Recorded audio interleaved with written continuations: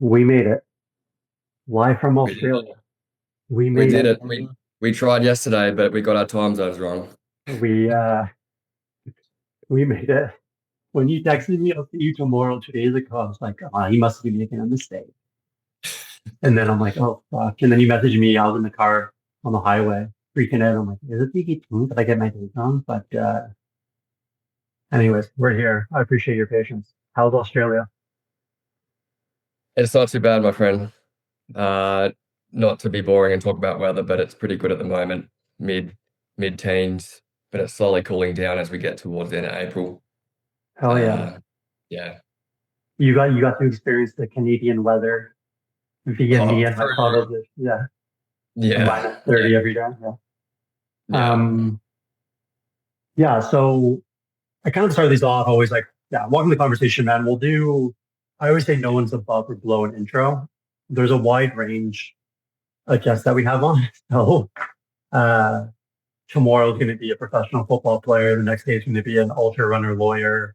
So to kind of give people an understanding of who we're talking to, and even if they don't want to listen to what you want to talk about. But I'm going to switch it up a little bit today. So I'll do like a very mini introduction, but I'm going to flip it to you to do your own self intro in a way Mhm. because I don't actually know the right way to do your story because as people are going to find out, it's very interesting and very vast. So I can say though, you're an excellent sports physio rehab guy. And I know you have a lot of experience in athletics from triathlons and you were a really good early onset swimmer. Mm. And you seem to diversify a lot of skills in many different ways. You've worked with like good rugby teams. Now you're working for um, like military defense, I believe, in Australia. Yeah. So I think it's gonna be better because I don't know a lot of that stuff on that side of the world. So I think it'd be better for you just kind of run through who the hell you are. So I'm Angus. I'm a 28-year-old physio. I've been in the game for 6 years since graduating uni in the University of Canberra in Australia. Initially after uni, I did a stint of private practice locally, working with the local community, working with local sporting teams. And Australia has, as I'm sure you're aware, lots of different sporting interests from rugby union to rugby league to soccer slash football, Australian rules football. So there's always plenty of injuries coming through the door. So the first few years, private practice locally, and then in 2024, my partner and I moved to the UK, and I practice in London, and I'm sure we'll get to a bit more of my experience over there. And then recently in January, moved back to Australia from London, and now practicing as a physio in the Defence Force, which has been one of the best things I've done. It's covering all different types of physio.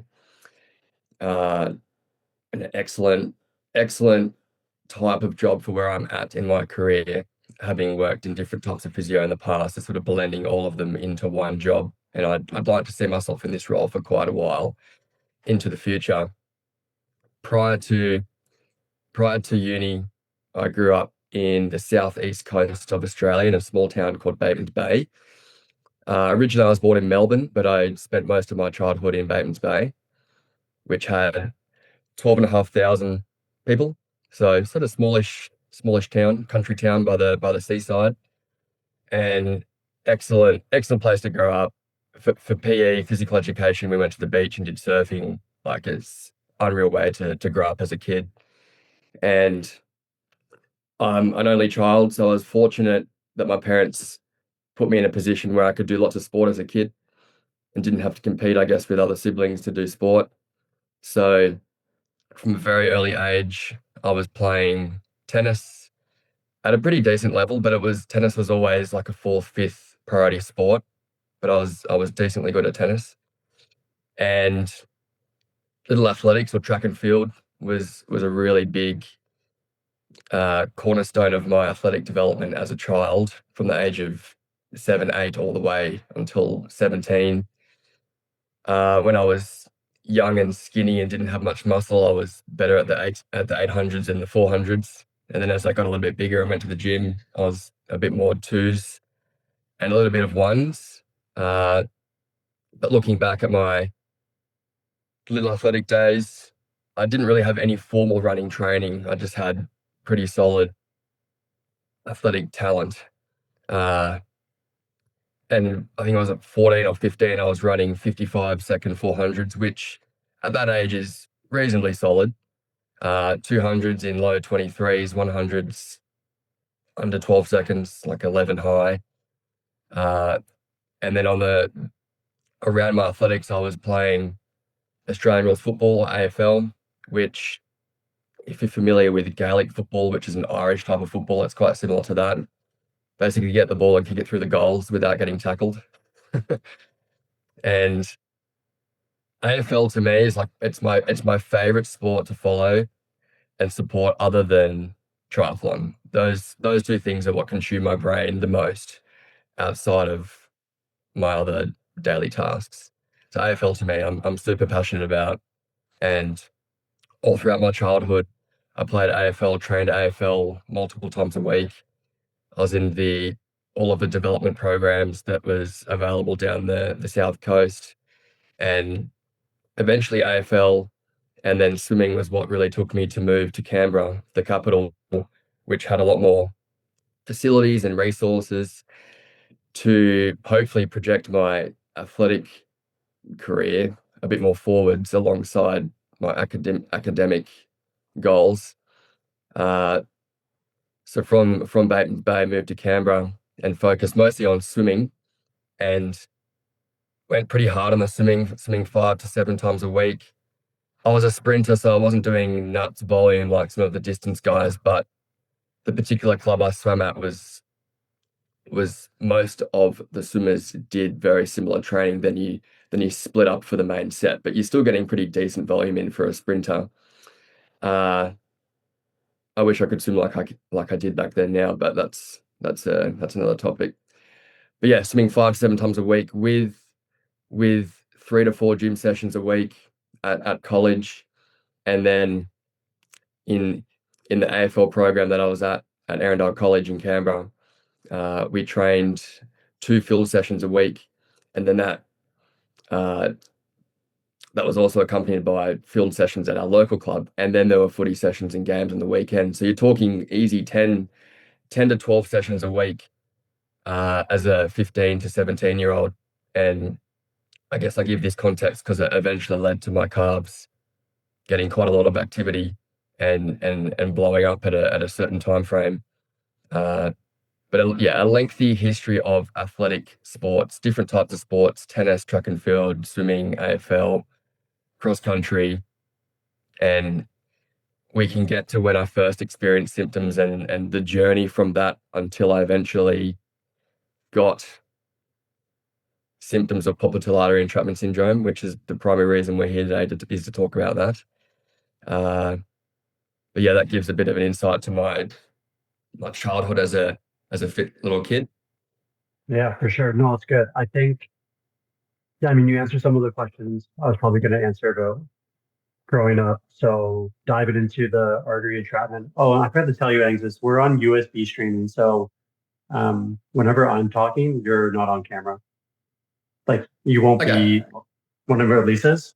I always kind of let people know that. So if you want to like stand up or stretch or something as I'm rambling, um, yeah, like I want to dive right into that. I think there's two parts of this, and obviously your story. I think the Everest stuff is pretty cool that you did, and your experiences physically and emotionally. And then the second part will be more of practitioner medical science side, I guess, of what's going on with this because it's obviously a super rare thing that's going on, and there's a lot of questions, and no one really knows maybe the best protocols yet. And you're obviously someone that's taken a big part in the world to help. I think you, honestly, and Matt Hillswap, I think his name is, seem to be doing a lot of good Yeah. work around it. Um, Yeah. so, because you've had multiple surgeries, how many surgeries did you have on each leg for this? I've had 2 surgeries per leg, so 4 surgeries in total. I'm 28 now, and we can go way back to the origin story if you like and build into Yeah, sure, let's how do this it. all happened. Hell yeah. Yeah. Yeah. So I believe I was around 14 years of age. And are you familiar with the beep test? Yeah, yeah, for sure. Yeah. So like super common physical benchmark testing protocol test for schools and any sort of sporting club. Traditionally, I would perform well at the beep test. Uh, and from memory, when I was 13, 14, getting maybe 13.5 to 14.5 on the beep test. And then there was this one time I did the beep test and I got this I got this tingling in both of my calves and cramping in both my calves at like level 9 to 10. And as a 14 or 15-year-old, most of the time you have no idea what's going on anyway. But when you're thrown with symptoms like tingling and cramping in your calves, when normally you would push through to level 14, it was a bit unusual. But at the time, I just saw it as a bit of a random event that didn't really mean much to me until future attempts at running, like going for a run around the block in preparation for school cross country, uh, going to football training and being on your toes and doing specific drills. It wasn't happening very regularly, maybe every couple of months, but I was just getting these little early warning signs that something wasn't quite right. But at the time, myself and I don't think I even reported it to my family because to me, it didn't seem anything worth talking about. And I'm saying this with the knowledge I have now looking back at myself as a 14-year-old. Then when I was 16, I moved from Batemans Bay to Canberra, which is just a 2-hour drive up the hill, nothing too far. And I got into a sports college, one of Canberra's probably most prestigious sports college in terms of producing and supporting elite athletes into their futures, Olympic athletes, high level athletes of all different types of sports. And their program allowed extra hours per day and per week to dedicate time to your sport of choice. And they had programs dedicated to different sporting disciplines, rugby league, rugby union, Australian rules football. And as I mentioned earlier, each week we had dedicated gym sessions, field sessions that were all about getting us as physically and mentally prepared to excel in that sport as possible alongside our academic endeavors. And as I was growing and getting into the gym more, I think I went from like 55 kilos to 75 kilos in quite a quick time frame. Skinny little coastal kid that didn't lift weight at all to going to a college where gym was just the culture, lifting 3 times a week, doing blood flow restriction training on quads and triceps, 5 sets of 15 to 20 reps until failure of every muscle group you can try and squeeze in, bench press 3 times a week, squatting 3 times a week, just stupid 16 to 17-year-old volume programming, which was fun at the time and it was probably the strongest I've ever been. But when you take into account the types of exercise that I was doing, and then you combine that with those little warning signs from the coast, gradually my symptoms began to get worse and worse and worse. And this would have led to me seeing GP to then like a general practitioner doctor, family doctor, sports doctors with multiple plurals there, physiotherapists, just to try and manage what was going on. But I didn't really have a formal diagnosis as yet. And this is around 16, 17 years old. But my performance was becoming compromised from a running capacity. I remember one of the main teams or one of the main comp in Australia is called the Australian Rules Football, AFL, the main league. And one of the teams in that is called the Greater Western Sydney Giants, which is one of the teams that is within the region of Canberra. So as an aspiring AFL footballer, I was in their under 18s academy, which is a bit of a feeding or a catchment towards, or a funnel towards the main team in the comp. Uh, and I was playing quite a lot of football, club football, school football, rep football, and I was really struggling during game day just to make it through the game without getting calf cramping. And at that time, my knowledge of it was purely just cramping. There was some pins and needles going on, but it was mostly just cramping. And I would just resort to calf massages, rotating on the bench super, super regularly. But it never really obviously made any difference to my circumstances. We would do in pre-season training in the peak of summer for the GWS Academy, 3 by 1K, I believe on 4 minutes. So we had to finish it in under 3 minute 30 pace. So you're moving along quite quickly because AFLs are very much a running sport because the field is so big. It's 150 meters from end to end. As I progressed through more and more training, it became apparent that something wasn't quite right. And I remember speaking to my local family doctor, having done a little bit of research and saying to her, I think I have something wrong with my arteries. And she was like, don't be ridiculous. You're too young. There's no way you have anything wrong with your arteries. And I was like, sure, I guess you know best, but I still feel like there's something weird and wonderful going on here because I always have been, and I've grown more over time, but I've always been very curious and driven to know more about things. Hence, probably why I work as a physio, because it's very much suits that mindset. But as a 16-year-old kid, things weren't quite adding up. And saying to my parents, hey, I think there's something wrong with my calves. And they all say now that they weren't dismissive of it, but they weren't probably aware of the effect it was having on me at the time. And it's super difficult with pediatric and adolescent injuries because a lot of the time there can be a big component of, well, there's a big psychosocial component to injuries as a kid because you're trying to find your way in life. Your awareness of what the body normally feels like versus what it doesn't normally feels like is all over the shop.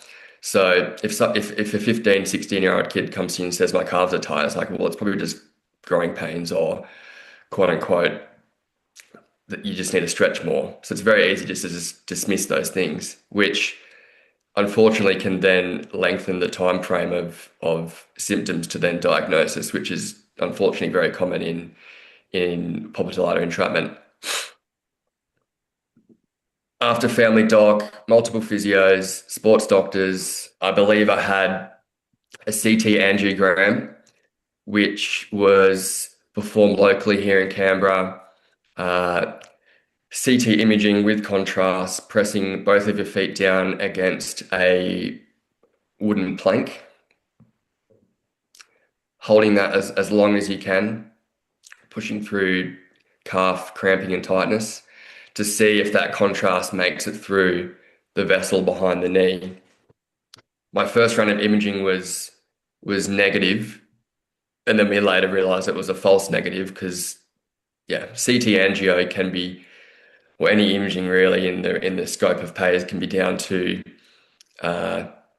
user error, protocol discrepancies, etc., etc. So my first round of imaging was, oh, negative, you don't have popliteal artery entrapment. Great. Let's check your compartment pressures to see if you have compartment syndrome.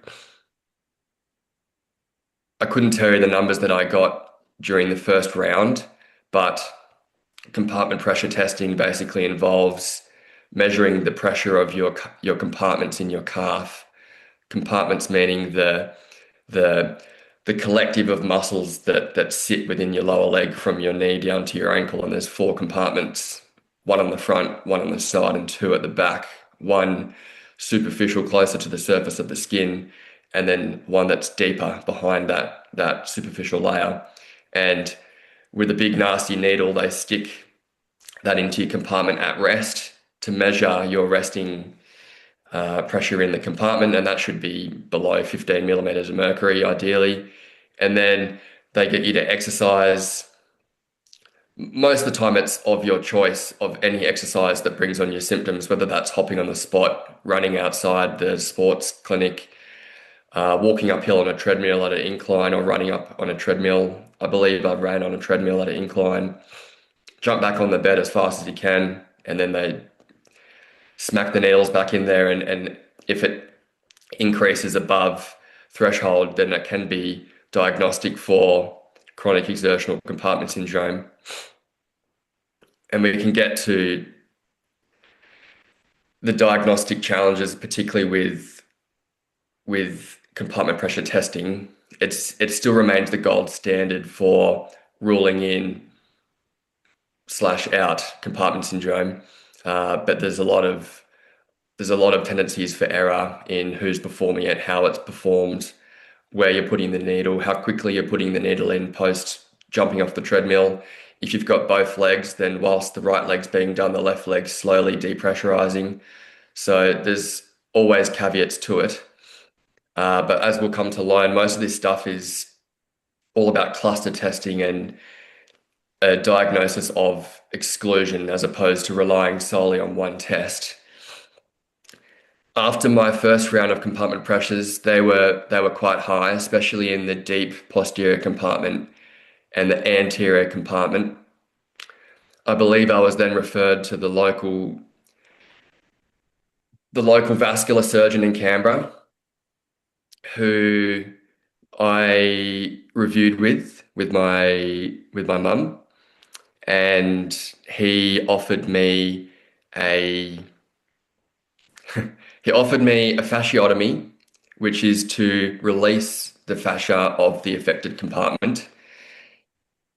But his initial offer was to cut out 1/3 of my fibula bone, which is the outer bone running from your knee down to your ankle. Technically, it is a lower weight-bearing bone or a non-weight-bearing bone relative to what the tibia is. But his theory was to cut out 1/3 of the fibula, as that's where the majority of the fascial attachments of the lower leg attach to, which is obviously very cowboy. And this is post school. This stuff is happening in my first year of uni in physiotherapy. I was fortunate at the time that I raised this with one of my lecturers, and they said to me, "I can't really tell you what to do, but I don't think that sounds like a great idea." So we went back to Yeah, sorry, I mean, this particular that's just fellow. sort of cut you off, but that's just, Yeah, anyway, that just, I'm not trying to hate on the surgeon, but I'm sure people will realize by the end of the conversation that I'm probably more outspoken than you, but that's just fucking crazy. Anyway, sorry, go on, go on. So yeah, the yeah. lecture, Looking your back, lecture about, yeah. yeah, my lecturer at the time politely gave me some insight that it probably wasn't the best idea to lose 1/3 of my fibula on both of my sides in order to try and treat compartment syndrome, when you can just perform a relatively simple fasciotomy. So went back to this fellow and had some more imaging done. And there's a lot of things that I'm probably missing out here, but in total, across a 5-year span from the age of 15 to 20, I've seen a handful of physios, a handful of doctors, a handful of sports doctors, a handful of specialist sports medicine physicians. And before I get into more of the surgery stuff, when I was 17 or so, one particular sports physician said to me, "I think you need to stop playing AFL. Like, I think this is your sign. Physically, it's probably not the sport for you." And all I had dreamt of as a kid was to play AFL. Whether it was realistic or not, I had that dream to play AFL. I was incredibly athletically gifted, and I worked hard on my athleticism. I was a good footballer, but I wasn't a pure footballer. in in the sense that some footballers, whether you categorize football as AFL League, rugby union, gridiron, anything football related, some people just get it. They just know where to stand.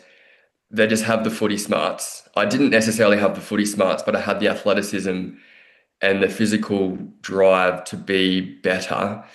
And I definitely saw myself as having a crack at getting as high as possible through the AFL ranks, probably based off my athleticism. And then when someone said that you probably need to stop playing AFL, that was a huge cut to my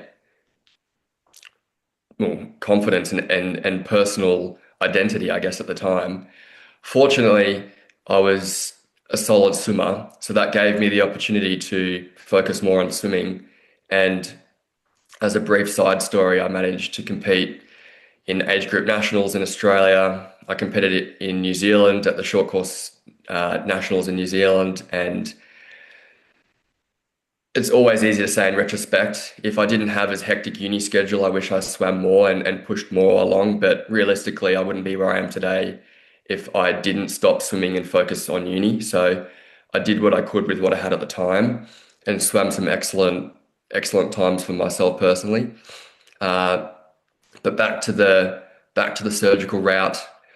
I had some more imaging done after the CT angio was negative. I believe I had another CT angio at a different clinic, which was positive for popliteal artery entrapment syndrome bilaterally, with occlusion happening above the knee or above the level of the popliteal fossa. I then also had traditional angiography, where they do a minor procedure in through the groin and inject dye through the groin down through the femoral vascular system. And I believe that was positive for popliteal artery entrapment as well. I had Doppler ultrasounds performed in Canberra. My first round of them were negative, and then again, upon further investigations, they became positive. So you can see all this stuff isn't happening in the space of weeks. This is over lots and lots of time, and living with my mum, who's a single parent. She's funding a lot of this stuff, as is my dad. They're separated, but both of my parents are funding all of these imaging modalities across a lengthy period of time. Another thing I didn't mention was the same doctor that told me to stop playing AFL said, I want you to try getting deep soft tissue massage 3 times a week for 12 weeks to see if that helps your symptoms. So I was at school at the time. I had to leave school 3 times a week for 2 hours to get my mum to pick me up and go and get deep tissue massage on an artery that's being occluded from my calf muscles. Obviously, that didn't do anything except take money out of my parents' bank account. So that's the sort of nonsense that unfortunately you come across the journey of getting diagnosed. And ultimately, we came to the decision that I needed surgery. And my first round of surgery was performed in Canberra when I was 19 years of age, in my first year of uni. And I had my left side done first. And I had the op report said popliteal artery exploration. My left popliteal artery apparently had a fibrous band around it, which technically is anatomical type 3, but we can get to that. And a partial removal of my plantaris, but nothing specifically to do with my gastrocnemius, one of the main bulky calf muscles on the inner side of your upper calf. That surgery went horribly poorly, very poorly. What do you mean by that? Sorry, did you say a Pauline or Poli? Poorly, badly Okay, poorly. Yeah. got it, Yeah. got it. Okay, Yeah. we're good. The surgeon performed an anterior compartment release fasciotomy, using, in his words, long surgical scissors to open up the anterior compartment. I then post-op developed an acute compartment syndrome, which is different to chronic exertional compartment syndrome, where acute compartment syndrome is usually usually develops from a blunt trauma to a compartment. For example, if you get kicked in the leg by a horse and your leg blows up and it bleeds, and it's an emergency procedure to release that pressure in the leg. His surgical technique was as such that my compartment bled and blew up like a balloon, and I had to spend a week in hospital with my leg elevated above my heart because because he was trying to treat chronic exertional compartment syndrome and he gave me an acute compartment syndrome. So that was a disaster. 12 weeks later, I was scheduled for my right side. Fortunately, I didn't develop an acute compartment syndrome, but unfortunately, in the process of decompressing my popliteal artery, he affected my sural nerve, which is one of the main nerves that provide sensation to the lateral aspect of your lower leg down to your side of your foot. And I woke up 2 days post-surgery with quite a numb side of my leg. And I said to him in the post-op meeting, hey, like my toes are a bit numb here. He's like, oh, it'll be fine. It'll disappear in a couple of days. It's now almost a decade later and I have the exact same numbness on the side of my calf, all the way down to the side of my fifth toe, that if you stabbed a pen into my calf, I wouldn't feel a thing because there's literally no sensory function in that nerve. So the post-op consequences of those surgeries were relatively diabolical. And some other people that I eventually met in Canberra in the community shared some very similar stories from this particular surgeon. I'm not going to obviously say their name, but I have very special, not special, I have particular thoughts about this individual because they really have influenced my life in a very substantial way, which could have been prevented by not having as big of an ego and selling to me the dream that he was going to fix everything that I had wrong. Anyway,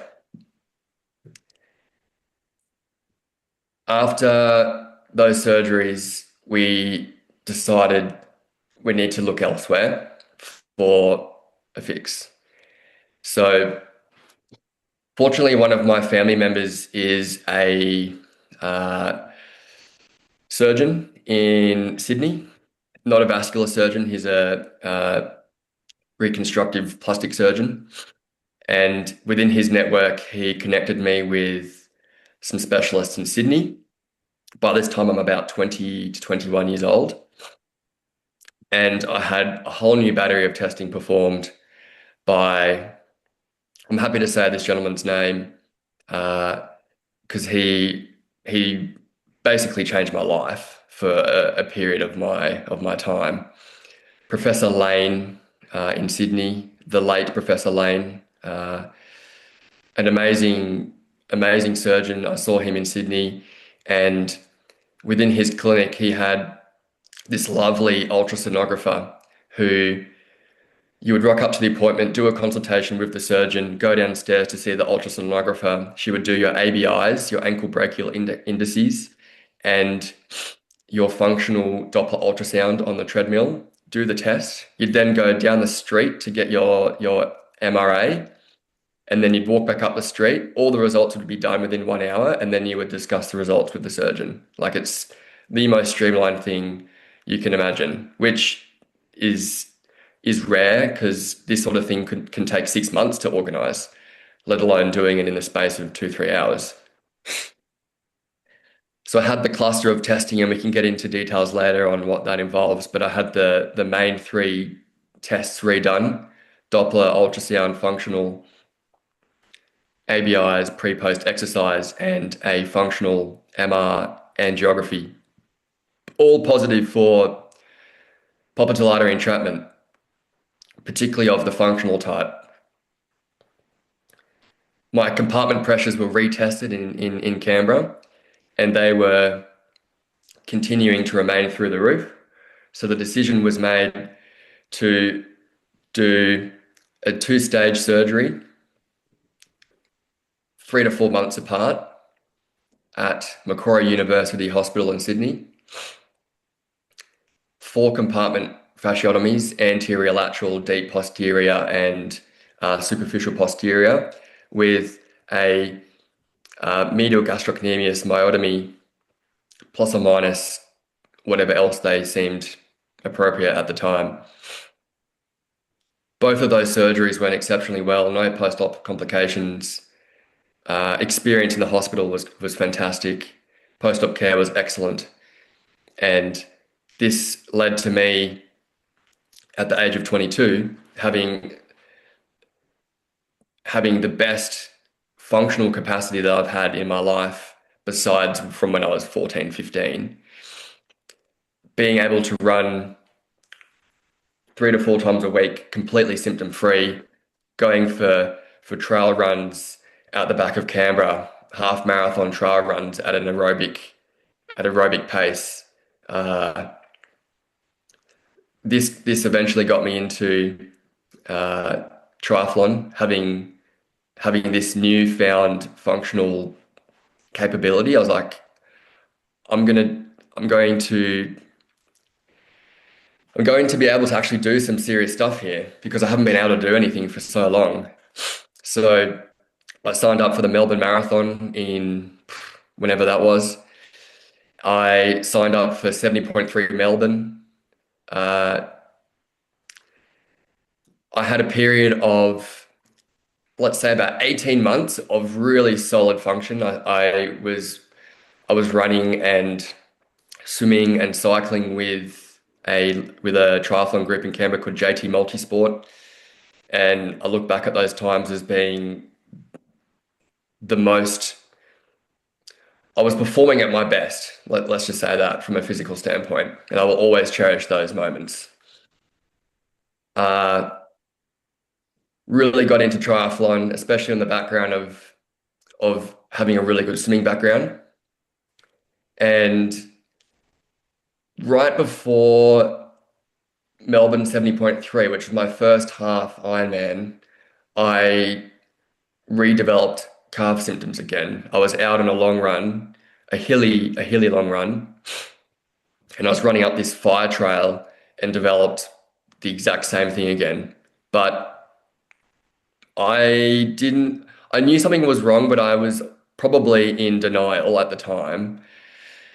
And then pretty much every single run after that run has been symptomatic again. And it's like there's a definitive line before this fire trial run and after this fire trial run. And the funny thing is, that fire trial run was one of the best runs I've ever done from an enjoyment point of view. Like, I'm out in the middle of a forest running along the fire trails at 5-minute pace, 5 minute per kilometer pace, rolling through the hills. Even though I had developed some symptoms prior to that happening, it still to this day is one of the most memorable runs I've ever done. After this happened, this is where memory gets a bit murky, because a lot of this I probably shelf to the back of my brain, so that, yeah, I probably shelf a lot of it to the back of my brain, because it's pretty traumatic stuff for me. I think I got imaging again. I think it was a CT angiogram, and I think it was positive. And basically after that, I was just like, I've had enough of this stuff. I can still cycle, I can still swim, I can still go to the gym. I don't want to put any more effort into this right now, because I was really full steam ahead with uni.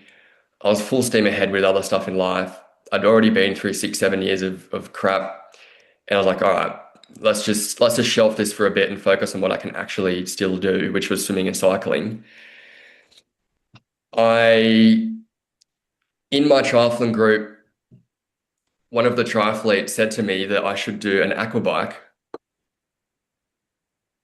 which is not so much anymore, but at the time, it was a newer triathlon format where it's swimming and biking, no running.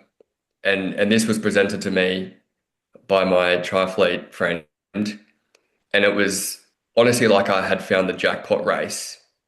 My carbs are cooked, but I can swim and I can run. So I can swim and I can cycle at a performance level without having to worry about my carbs, minus the transition period from getting out of the water to your bike. But I could run 200 meters. That wasn't a problem. This led to me focusing on Aquabike locally, and then the opportunity to qualify for the World Aquabike Championships in Abu Dhabi came available in 2022, I believe. I qualified for the World Aquabike Championships, which was a part of the World Triathlon Championships for other disciplines as well. And I traveled over there with my fiance, my now fiance Hannah, and my dad, and I came second at the World Aquabike Championships. The field wasn't deep, but that really doesn't matter. It was a performance that I'm still very proud of, and a performance that I will never forget. I had COVID in that race, and my heart rate in the bike was 185 beats per minute on average, and it was 33 degrees whilst racing. The water temperature was like swimming in a salty bath. So physically, it was a very, very, very difficult race. But from an experience standpoint, incredibly grateful to have been able to get to that standpoint after all the surgeries that I had had. After my Abu Dhabi Aquabike, I think obviously Aaron, you share a similar mindset. We both like physical and mental challenges. That's just a part of who we are. I found a cycling challenge called an Everesting, which is riding up and down a singular hill as many times as required until you hit the elevation of Mount Everest. And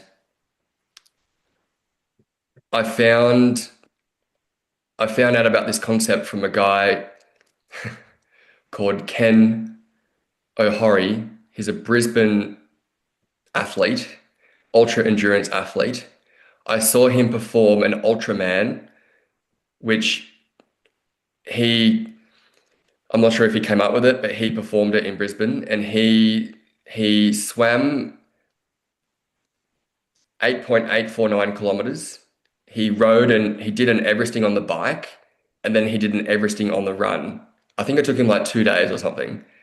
And he also has done an Everesting on a city bike. You know those bikes that you get in capital cities that you just hire? Yeah, through your phone. He hired one of them and did an Everesting on a city bike. And I saw this guy, I was like, if he can do that on a city bike, then I can ride my bike up and down this hill 42 times. So in 2021, 2022, I raised money for the Black Dog Institute, which is a mental health fundraising charity. And I raised 5,000 to 6,000 Australian dollars by riding up and down this hill. And again, that is one of the it's definitely the hardest thing I've ever done physically and mentally. But from a standpoint of kicking my past physical battles in the face, it's the most rewarding thing, or one of the most rewarding things I've ever done. And I hope that me being able to do this on the background of all of the crap that I went through prior to that gives whoever happens to listen to this in the future some sort of light at the end of the tunnel, because there's so many things that Probably you can about still do. 25,000. Sorry to cut you off. I think there would be about 25-ish thousand over the next 7 or 14 Yeah. days. Sorry, go on. Yeah. There's so many things that you can still do physically and mentally, even in the face of physical adversity. So I'm trotting along with ongoing bilateral popliteal artery entrapment syndrome, which we haven't even yet defined, if we want to define what it is. we can get to that. No, I think I rather, yeah. Um, Yeah, yeah, this is this we'll get is to that. like this is why I don't like doing agendas, and then when I do one and go against my principles, no, if we don't even get to it, we don't get to it. I can post articles or whatever. Let's just keep going Yeah, with the story. yeah. So Aquabike World Championships, Abu Dhabi, Everesting in Canberra, 42 laps up and down Mount Ainslie for those that are familiar with Mount Ainslie. And from there onwards, I raced in two more half Ironmans. I raced in another Melbourne one, which became a shortened swim and the normal bike and run. But all of my running performances in each of these half Ironmans are running in second gear because I physically cannot run faster without developing symptoms. And I had found a way to run without blowing up my calves. I changed my gait to honestly you could call it a Lionel Sanders shuffle. There's not much up and down propulsion. It's more of a horizontal Ugliest shuffle. run form in the world, Yeah, yeah, and he's yeah, one. Just so you know, he's like, as you know personally, he's my favorite endurance athlete in the world, but also the worst. Anyways, awful.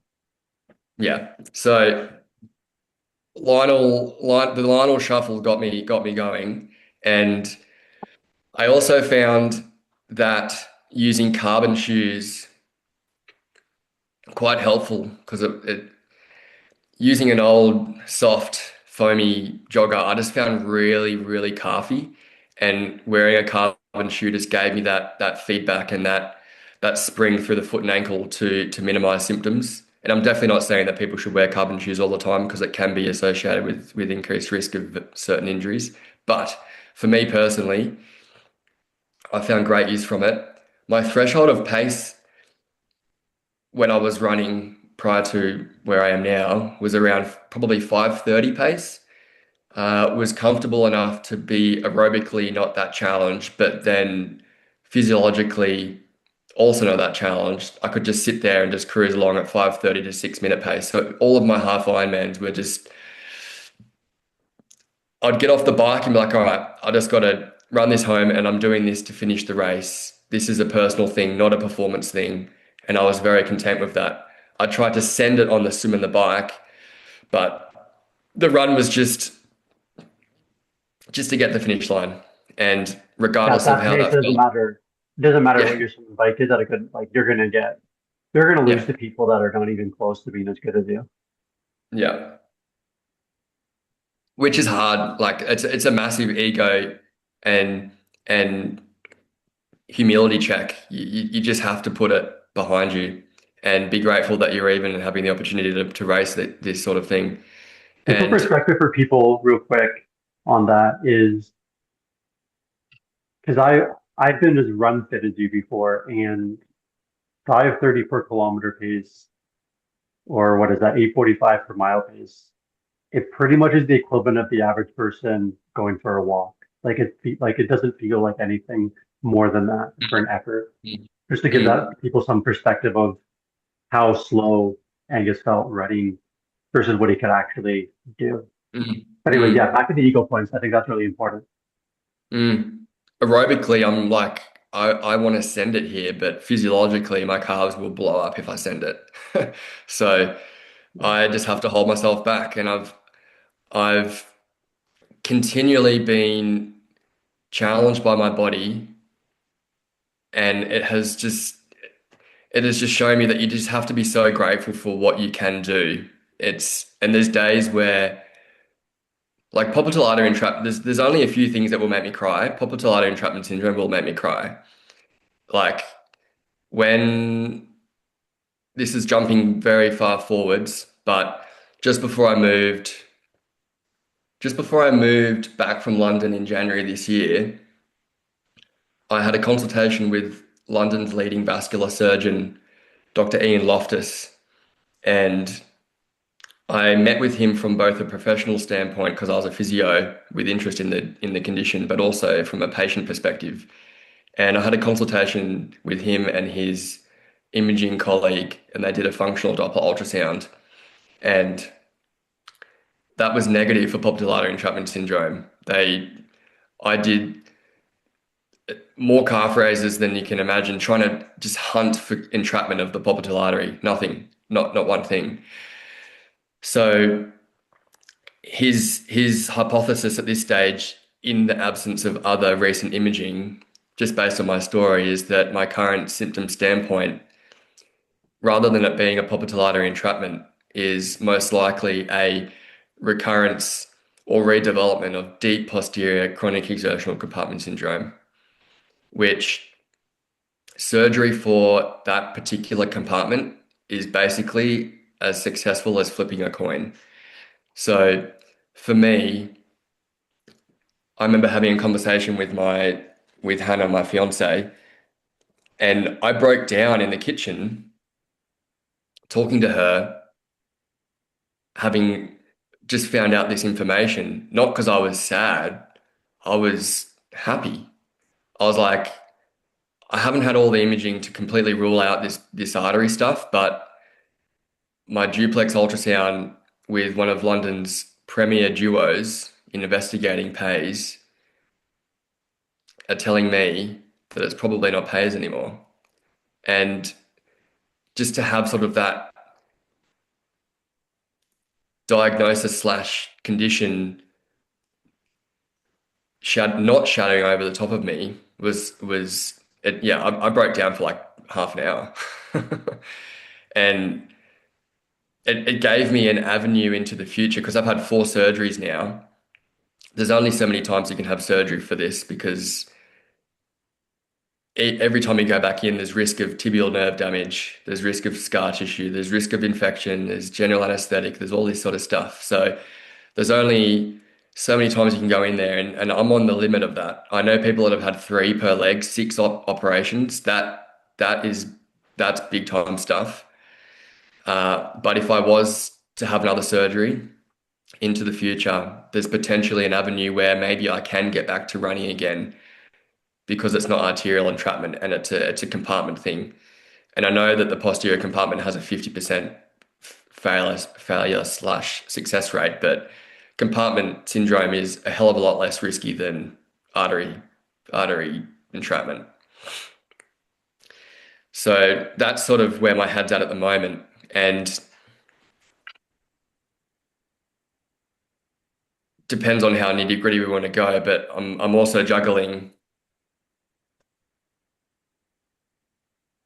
a funky knee at the moment, a very funky knee. Well, if you don't get gritty, I will make sure that I ask the questions to get you there. So you might as well just go there. That's what I do. Yeah. All right, let's talk about funky knees. So in London last year, I woke up with a super swollen right knee, and as a physio, alarm bells start sort of ringing. Insidious onset, swollen knee, one side only, no trauma, no recent infection, no load spike. Why is my knee swollen? Why does my knee hurt to straighten? Why does my knee hurt to bend?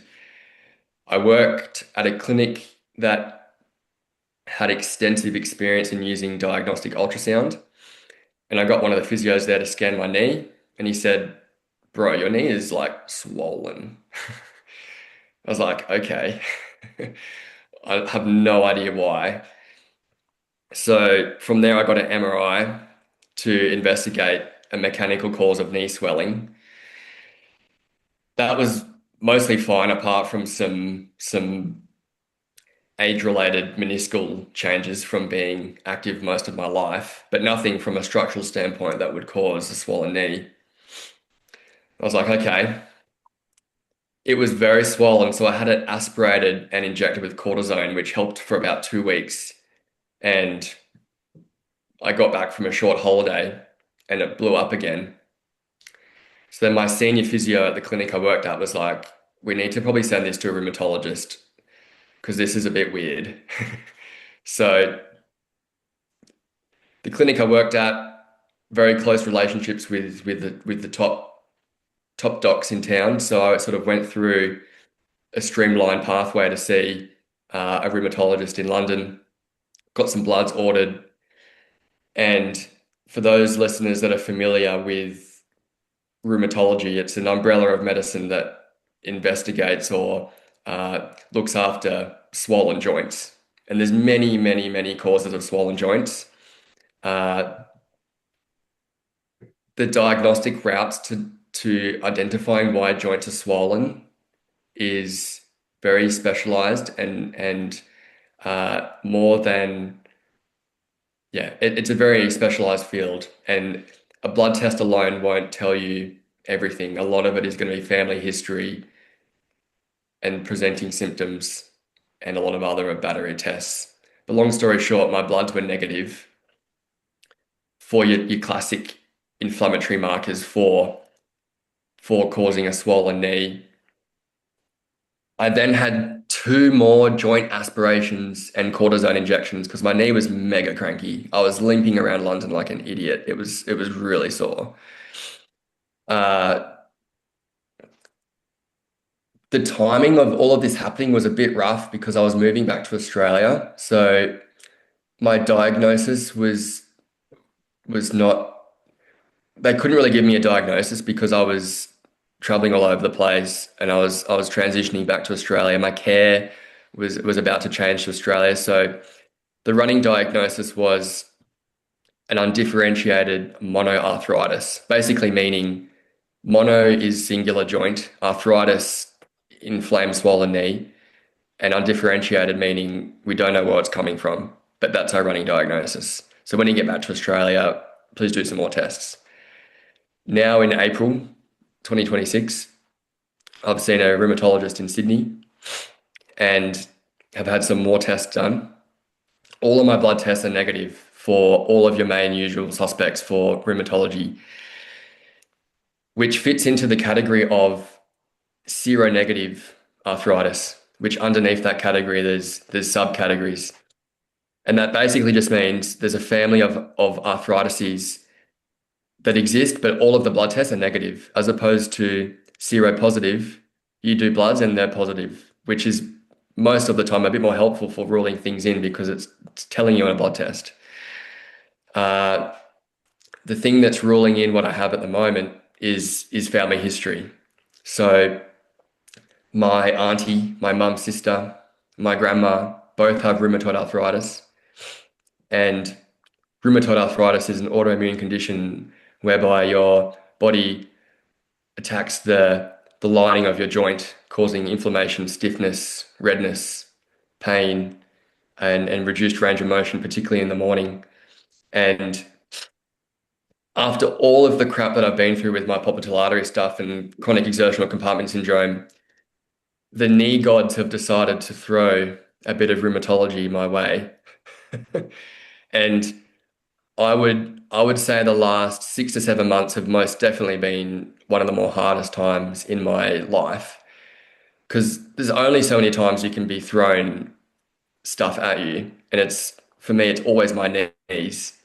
So I still have my entrapment. I've still got chronic exertional compartment syndrome stuff going on. Well, I shouldn't say I still have entrapment. I don't have entrapment potentially, but I still get calf symptoms. If you ask me to walk to the shops quickly, very, very quickly, I'll get bilateral calf cramping uh, alongside a really yucky swollen knee. But I'm a lot more optimistic about the rheumatology side of things through, and we've spoken via message about this briefly, Aaron and I, but living a really healthy lifestyle, nailing down on sleep, nailing down on anti-inflammatory foods and diets, getting my medication sorted, there is a world where my knee improves, and it's just a matter of time until that happens. I see a world where that is under control. My career is steady. My relationship is steady. Everything is okay, as okay as it can be, and that's where I may then go back down the compartment syndrome route and say, hey, let's see if we can give this one more crack. Because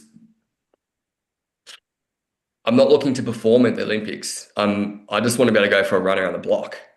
And eventually when and if I have children and they're 10 years old and they want to go for a run around the block, I want to be able to do that. So I see a world where I have one final crack at getting my calves sorted, and that may be through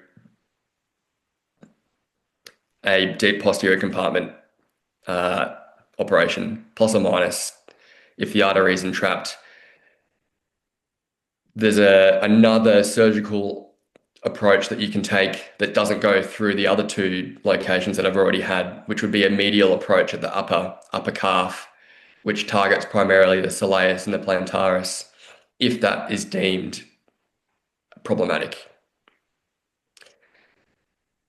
It's probably worth going back a bit as well. I can appreciate this is all over the shop, but Botox is really worth talking about. Yeah. So one thing though, sorry, Angus, one thing before we get into those parts of it, because I do want to segue eventually. And that might only be the last 20 minutes. What we'll do, because I want to get through the story stuff, I know it'll be challenging. However, I'll challenge you to do more of a rapid fire answering on certain questions. Not yes or no, but just more concisely so we can, I think some answers are better than none for people. I think like first of all, thanks for sharing the story, man. Like, and I know it's cliche that everyone says, "Oh, thanks for opening up," and I appreciate you sharing your story. Like, um, this is a long thing. This isn't someone who has an ACL tear and comes back after 9 months and they have a hard time, which is hard. This is you're a young guy, but what, you're 27, 28, like this is started at 16, more like 14 with the beep test. So this is a very, very long time of, I would say, from my perspective as a listener or an observer, is suffering. And obviously, you and I work together, we talk very often, but there's a lot of this story that's shared in this way that I haven't been exposed to. Um, Being close to you, it's definitely challenging to stay more emotionally regulated in these conversations, but it's important for me too. The editing is going to be fucking a nightmare. Um, but the question that kind of popped in my head the most was through your journey, what, if you had to pick one, got you to put your shoes on every day and get at the door? What do you Say that think? again. What makes me put my shoes on? Oh, sorry, yeah, because the Wi-Fi stuff. Like Okay. what got you to put your shoes on every day and still get at the door through this whole Mm, experience? mm. Honestly, I think it's proving to myself that I have the ability to beat my past demons, really, and beating the condition that I've had thrown at me and not falling to become a victim of the problem. And every Demons day, as in demons as in sorry, there was a lag in the Wi-Fi. For people at that's home, we're not trying to interrupt each other. He's in Australia. We're on a different day of the week right now. We're trying our best with the connection. Um, Sorry, like when you say demons, like what does that look like? What are they? mm, they are, I mean, objectively, their memories and experiences and encounters with specialists that have told me certain things about what I have. It's it's the experiences that I've gone through, mostly negative, and kicking them down the road as far away as possible and showing that I can overcome them. And there's days where they come back, and that's that's a normal thing to be faced with them and overcome them, but my pure purpose is to show that I can overcome the physical, mental, and emotional challenges of popliteal artery entrapment syndrome and turn it on its head and be a person who can improve other people's lives, whether they have it or don't, by educating and sharing my story so that people don't go through what I went through. How do you know what overcoming this looks like? How are you, like when you get there, what do you think that looks like? How do you know? Mm. I don't think there's a aha moment. It's a ever evolving thing, and you can say success looks like this when I have achieved this, but success is just rocking up every day and having a crack, in my opinion. Can I poke you And for a sec? yeah, So because I know a lot of people are going through this, and so I'm just gonna be more direct with you, is that you said the thing that helps you get your shoes on and get at the door every day is overcoming, but you don't know what overcoming looks like. mm, So let's say you're wrong, it's your own experience, but I'm confused. Then if you don't know what overcoming fully looks like, it's an ongoing thing. Does that mean that you're always going to have demons, or you're always going to be up and down based on that? Like there's mm, never going to be overcoming, like you're on the other side of it now. You can put it behind you forever. mm, mm. You know what I mean? I I'd like to think that the presence of, we can call it demons, you can call it whatever you want, traumas, experiences. I don't seek to completely get rid of them because they're what make me who I am as a curious, stoic, disciplined individual that strives to perform in all disciplines of life as best as I can. So I I don't think trying to get rid of them completely is important. I think being aware that they have happened in the past, uh, but using them as fuel to go about my physical and mental endeavors into the future. But to answer your original question of what makes me put my shoes on in the morning, it's it's being the best person I can with the physical capacity that I have and basically proving the surgeons and the specialists wrong that I can achieve things. Got it. Love it. No, it's good, man. I'm always motivated and curious to find out why people who have done incredible things like yourself do it. I don't think there's necessarily, I mean, there's always going to be a form that I recommend, but I also don't think that there's a one size fit all and everyone's different, right?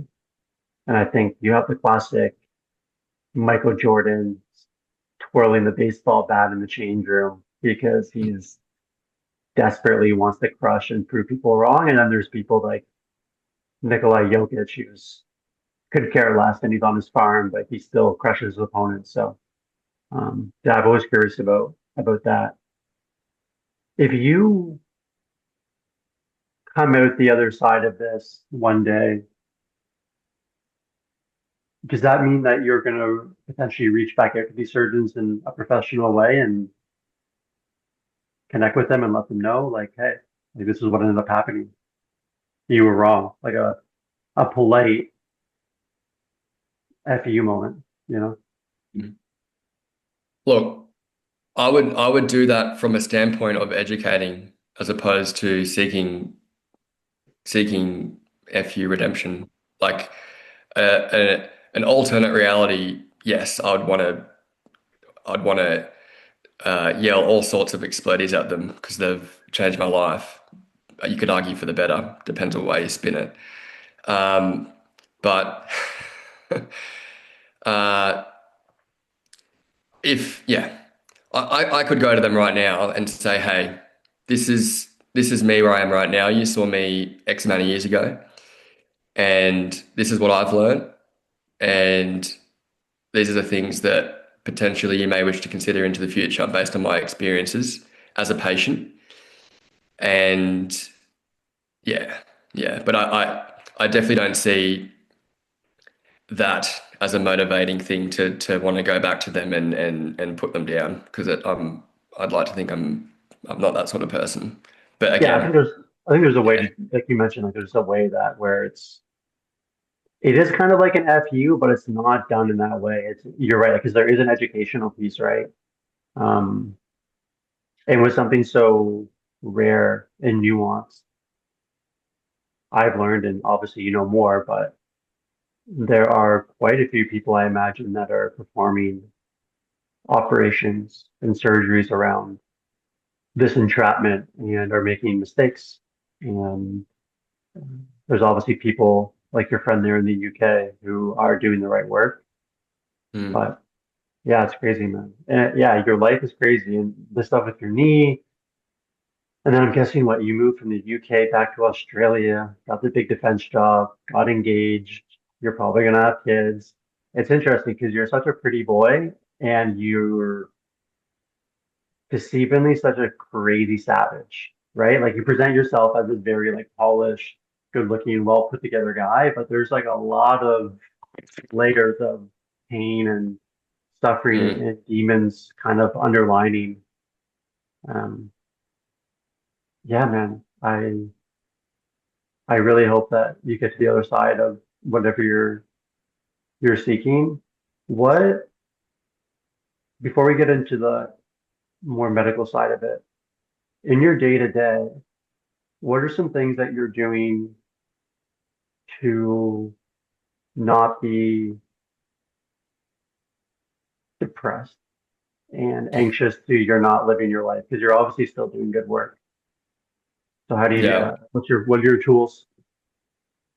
Uh, my partner, my fiance Hannah, is like the number one shining bubble of happiness in my life. So being and spending time around her and enjoying life with her, exercise within the scope that I currently have is a non, yeah, is mandatory for me, even if it's just 2 to 3 times a week. I just need to exercise. It makes me a better person physically and mentally. I'm currently limited to upper body only, so I'm trying to build my, you'll love this, I'm trying to build my 5x5 bench up. And Hell yeah. I have not, prior to this year, I have not bench pressed consistently since like I was 19, 20 years old. So it's been a long time since I've done the bench press movement. But being humbled by the barbell is an amazing thing.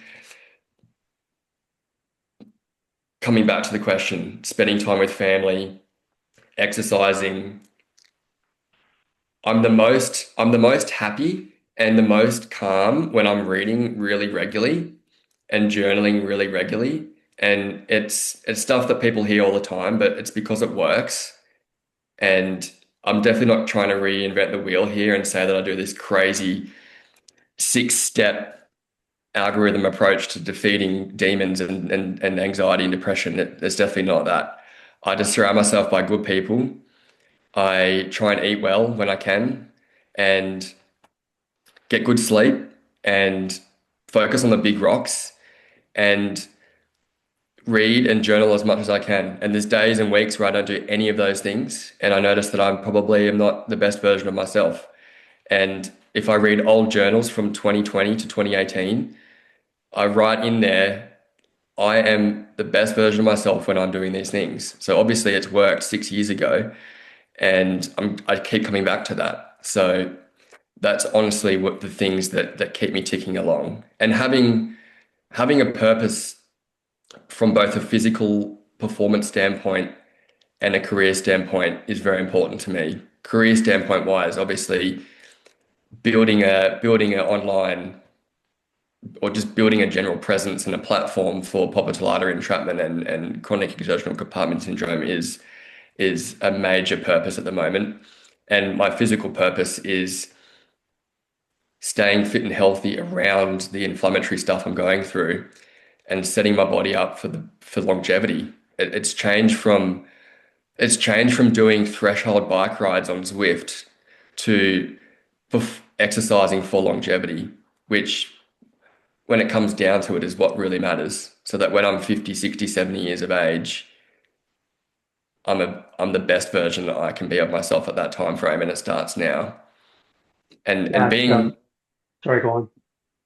being being content with not having a really full-on performance goal is something that I've only really come to terms with in the last year or so. Particularly when I got uh, bummed down and physically limited by my right knee, meaning I haven't ridden my time trial bike. I've ridden my time trial bike like 3 times in 1 year, versus in the 5 years prior to that, I'd ride my time trial bike 4 to 5 times a week, like 50 weeks a year. So coming to terms with not having, and it depends on what you define as a performance goal, but for me at the time it was triathlon related.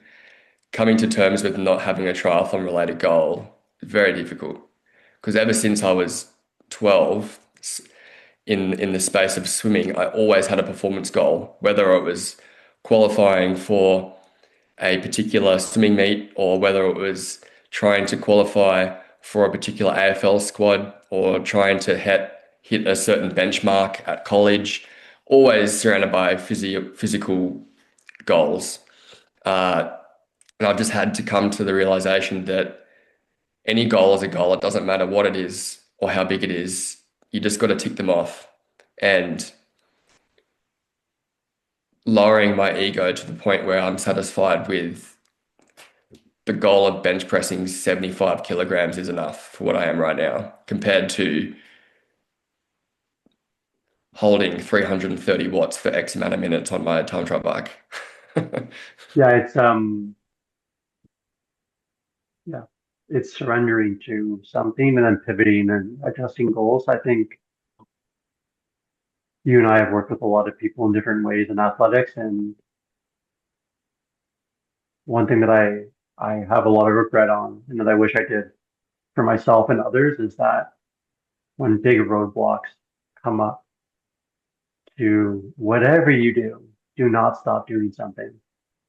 So you tear your ACL and you are used to training every day.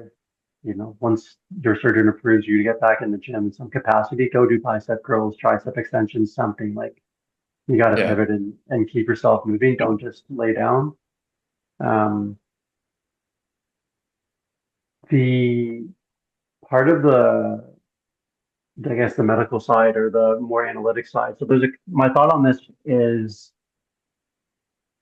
I'm going to switch it up. So I'm going to talk about kind of my thoughts on this weird entrapment and get your thoughts on it to either kind of approve what I'm saying or add on to it or correct it.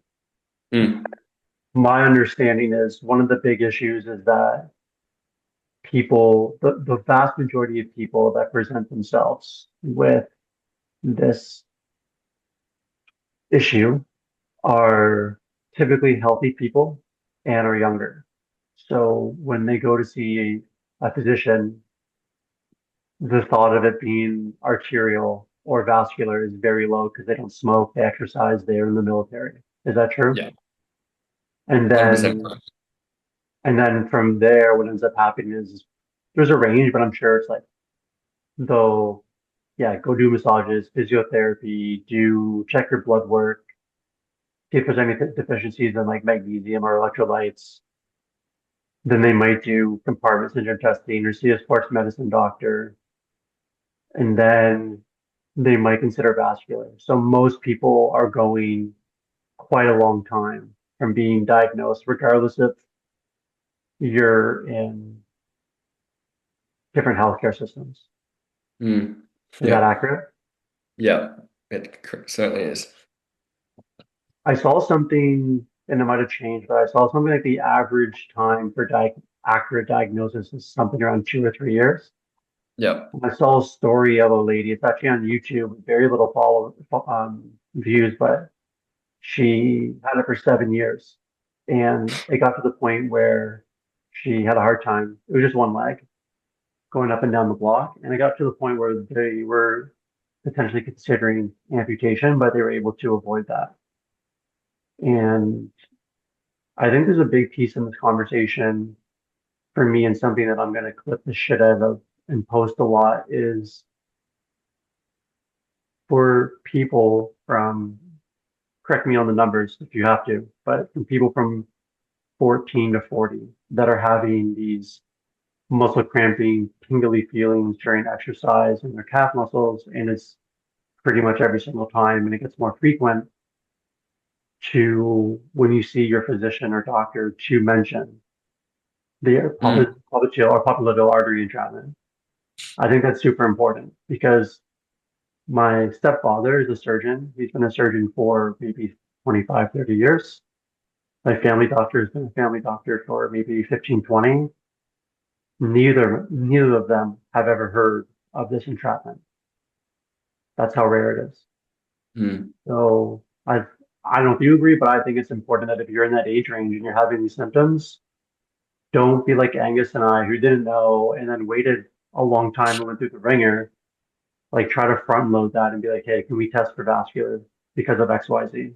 So I think that's Mm. super important. Um, because if I can do anything for people for this situation, it would be that they hear this and are experiencing or know someone that's experiencing these symptoms, and they can go to the doctor with Yeah. this information, Yeah. right? Would you agree with that? Yeah. Most definitely. Ha- with a condition that is so rare, reading a snippet of someone's post on their experiences on Reddit is like finding gold. Yeah. So if we can get this storyline out there, and it is very rare, but it's also probably a lot more common than we think because we're still not amazing at diagnosing it. So the actual true incidence is still quite unknown. It would still very much fit into the rare category, but I would imagine that the true incidence is a bit higher, especially in the functional type. There's no real published data on a confident percentage incidence of functional popliteal artery. Anatomical varies between 0.5 and 3%, but functional is less specific from an incidence standpoint. And I mean, the concept of the popliteal artery being entrapped has been around since 1965. It's been around for a long time. And if people are interested, the OG papers are from Dr. William Turnipseed, the coolest last name ever.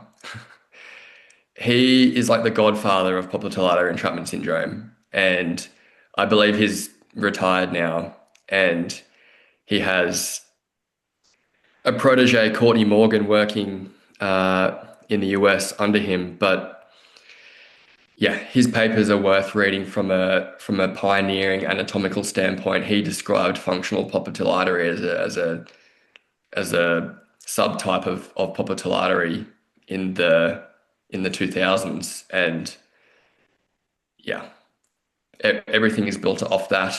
Then you get into the era of Matthew Hislop from Brisbane in 2014. I think he did his Botox study. And as you know, with research, studies come out at that time, but they probably come up with the idea in the 2000s, and they're doing research all through the 2000s, and eventually it's come out in 2014. So And now there's in you. now there's me, yeah.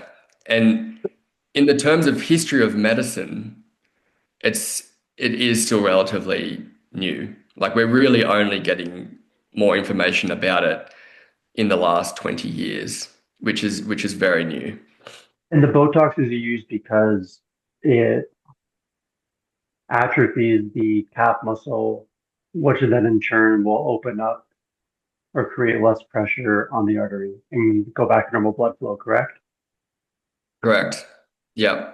Yeah. But the benefit of that is obviously avoiding the surgery and the complications. So if you can do the Botox and avoid that and get back to regular life, it's probably a win. But can you still, is it even possible though to perform your sport? Like if you were an AFL player and you had this entrapment and Mhm. they got Botox, Mhm.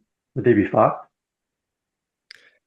There's one study out there, and there probably needs to be more done, that it's a case study on a particular individual. I believe they're a track and field athlete, and it looked at the timing of in-season Botox injections uh, on their performance.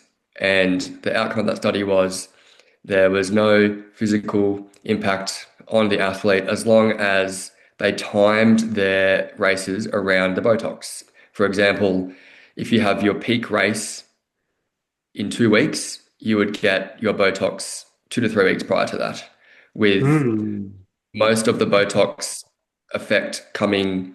I mean, Botox largely wears off by 12 weeks, but it's happening in that window between then.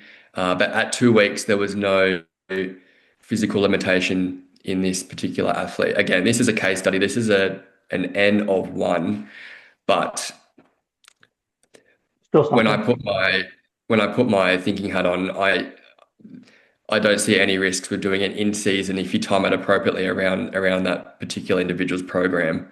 And I had one round of Botox before I had my surgeries in Sydney, and it's the weirdest feeling. They inject it into your basically the culprit muscle that they believe is affecting you, which is gauged under ultrasound. And for like the 3 to 4 days post, I'm just so in tune with trying to contract my calf and be like, oh my God, is it contracting? Is it not contracting? And like putting my finger in the back of my knee crease. It's the funkiest feeling. But not being able to contract your calf is like the coolest thing because the primary problem of the entrapment is the calf squishing it. So but not being able to contract it is amazing. Obviously that's very short-lived. And I didn't I didn't receive any benefits from the first round of Botox, but that, as we know, comes to the question of how much Botox is appropriate, where do you put the Botox, and how regularly should you do it? And I'm aware of people that have functional popliteal artery entrapment syndrome that do not want surgery, and they're content with 2 to 3 top-up injections per year at a relatively ongoing rate. And there will become a point where the muscle has had so many rounds of injection that it may become rendered it may be rendered relatively inert to a degree. So the frequency and the amount of Botox is still not standardized, and Yeah. every country will have their own Botox protocols. Every country will have their own Botox procedures. Not every country is doing it. Uh, so it's still it's still very murky, but it's still the number one conservative intervention for functional popliteal artery as a separate entrapment to anatomical. Anatomical will not respond to will not respond to Botox. That is primarily a surgical avenue, Well, I think you which could we can talk do, about. yeah, because if it's functional, like, and I'll make sure there's disclaimers and all that stuff in this video. Like, this is not medical advice. Talk to your doctors. If this is just to create more thoughts around how to approach conversations with your doctors. Yeah. So if the thought process is that it's functional, getting Botox, I think, would be worth it as a diagnostic tool in my head. Hmm. I think though, like you mentioned, long-term top-ups of Botox forever is probably not ideal. And at that point, you're probably better off end up getting the surgery. But I yeah, I think that for people that are going through this, that would be a good way of kind of approaching it. Listening to two gentlemen that have gone through the ringer and all of this for a combined decade, that Yeah.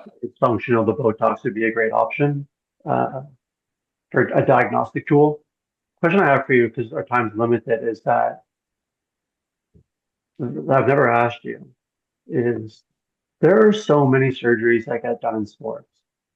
Crazy surgeries, like ACL, double knee surgeries, hip replacements, but I never see that many nerve issues from Mm, surgeries. mm, Like gunshot wounds, like anything like that, even. But for some reason, I see this for this popliteal artery entrapment. There's a lot of nerve complications or nerve issues post surgery, and I'm curious your thoughts on that. mm. Honestly, it's the popliteal artery, the popliteal vein, and and the tibial nerve are like this in the back of the popliteal fossa. So you're dealing with some pretty intimate anatomy down there, and all surgical operations obviously have a risk, uh, but there does tend to be a sub portion of people that undergo surgery that can have complications. It's still relatively small compared to the overall success of the operation, but irritating tibial nerve, irritating sural nerve, irritating those peripheral sensory nerves uh, can be an issue. But that ultimately does come down a lot to the surgery technique. And yeah, the people that I speak to that have had surgery of certain people, there's a pretty clear link with the surgeon versus symptoms, if that makes sense. Yeah, of course. You gotta, especially with how invasive surgery is, in my perspective or unsolicited advice, is definitely find a vascular surgeon that definitely is somewhere in relatively high volume Mm, areas, so bigger cities that are doing lots of surgeries. mm, That's I think important. And then yeah, someone who's actually done the surgery and their track record and success. And I know it mm, sounds crazy, but we have ChatGPT now. And mm. I don't think that should be used for all of your medical advice. But if you think about the original surgeon you had, if you had ChatGPT back then and you plug that into ChatGPT, they'd be Should like, no, should don't I do have that. my fibula taken out? Probably not. No, exactly, right? So there is that piece as well. But yeah, it's interesting because so the surral nerve, that's on the Lateral. part of your calf, and Yep. that's responsible for your big toe extension and flexion. It's lateral, so fourth, fifth on the outside. So What's like the responsible for your big toe? tibial nerve, Yeah, got it. Okay, I'm with you now. the branch off the Because tibial nerve. Yeah, yeah. because some people when they get the surgery have to get like a tibial, I'm gonna say the word wrong, but the tibial like neurolysis where they're removing, I think that's like they're removing tissue around the nerve, Yeah, right? yeah, And that's because they think that there's tissue compressing or irritating the nerve.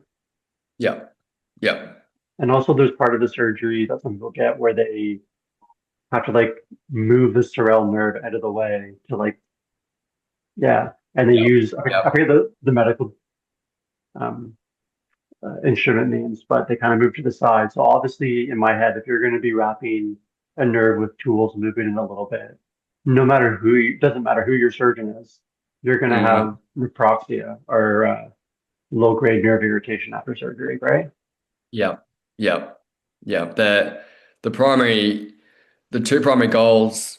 Well, yeah, the two primary goals of going in there is one to take enough muscle out that is going to result in a successful operation, but not take too much out that it's going to potentially be filled with lots of scar tissue. And two, to protect the tibial nerve, because once you mess with that, then it can lead to all sorts of issues, as you may know.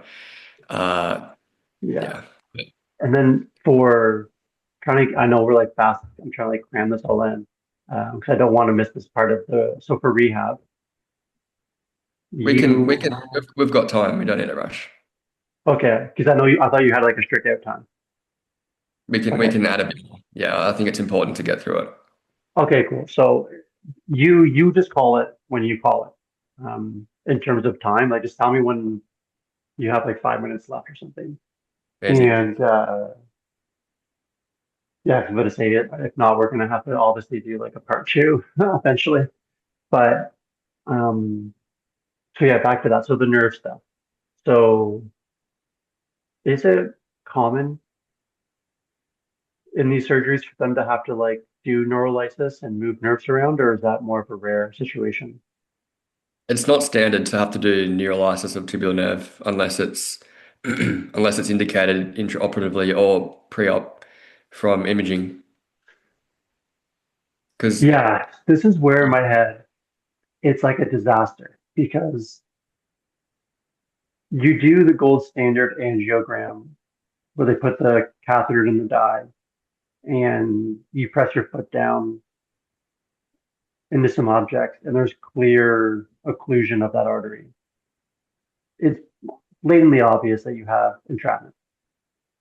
However, that individual the entire time could have could also have tibial nerve entrapment because they both present fairly identical symptoms. yeah, So someone can have both at the same time. yeah. Oh man, Do you want to know something weird? what's that? So popliteal artery entrapment syndrome is the umbrella term for entrapment of the vessels behind the knee. Because technically, you could call it popliteal vein entrapment, but if you have popliteal artery and popliteal vein entrapment, you just call it PAES. It's just easier rather than calling it two separate things. But for me, I I have two popliteal veins on my left side and one popliteal vein on my right. I'm aware of a really funky case where there were six semi-branches of the popliteal vein in an individual, which you can imagine if there's six popliteal vein branches plus a popliteal artery and a tibial nerve, that's a hell of a lot of stuff behind the knee crease. Anyway, on my left, popliteal artery, popliteal vein times two, tibial nerve, all four of them, at least upon dynamic duplex ultrasound or getting squished. And artery, vein, nerve, they're all different types of tissues that are all responsible for different things. So when you blend in compression of all three of those structures, you can get some funky symptoms. You can get pins and needles and tingling with purely arterial occlusion. And obviously you can get nervy symptoms with tibial nerve obstruction. I think it's important to talk about, not that it's overly common, but you can get isolated tibial nerve entrapment lower down in the calf. It's called cilial sling syndrome, which is an important differentiator to popliteal artery entrapment syndrome. And hallmark symptoms of that will be potentially more focal tenderness at the mid to upper calf, about 9 centimeters below the knee crease, with pins and needles and numbness, calf cramping beneath the soleal sling, which is that 9 centimeters below, because that's where the entrapment is happening. The entrapment shouldn't travel upwards. Potentially weakness of the big toe, uh, and it's just those little subtle differences in subjective findings that may lead you to more towards, I wonder if there's a nerve entrapment. Either way, you're going to investigate probably both, and it's important for whoever's doing the imaging to scan above and below the knee, not just only look at the popliteal fossa, because there's other sites of entrapment other than the popliteal fossa, including the adductor canal at the lower medial femur, the soleal sling in the proximal mid calf, And then in cyclists, particularly common to develop iliac artery endofibrosis, which is changes in the inside of the vessel wall as a result of repeat trauma from the extreme angles of performance cycling. So there's a few differentiators to popliteal artery entrapment, which is why it can be an absolute bastard of a thing to diagnose, because adding more confusion to the picture, up to 30 to 50%, even more, of the normal population, asymptomatic population, can dynamically occlude their popliteal artery, but they have no symptoms. So if you grabbed a bunch of people off the streets in Ottawa and said, "Hey, come to my ultrasound clinic and rise up onto your tippy toes, and I'm going to put a probe behind your knee." There's a portion of them that will have popliteal artery entrapment dynamically on imaging, and that's where the skill of the clinician comes into play with listening to the patient's history really, really carefully. That is probably the most important thing. If I'm giving advice to other medical professionals that may be listening to this, is sit back and listen in depth to the patient's history. You cannot take a popliteal artery entrapment history in 10 minutes. This is like a 45 to 60-minute in-depth extended consult. If by the time you're seeing someone with this sort of history, you need to really nut out when, where, what, how, why all this stuff is happening, because that will ultimately lead to a better diagnosis, and it will just cut out all of the unnecessary crap in order to get towards diagnosing it properly. So someone, hypothetically, someone could have symptoms in their calves, in imaging or testing, have occlusion, but their symptoms aren't actually the occlusion. The symptoms could be the tibial nerve, or it could be the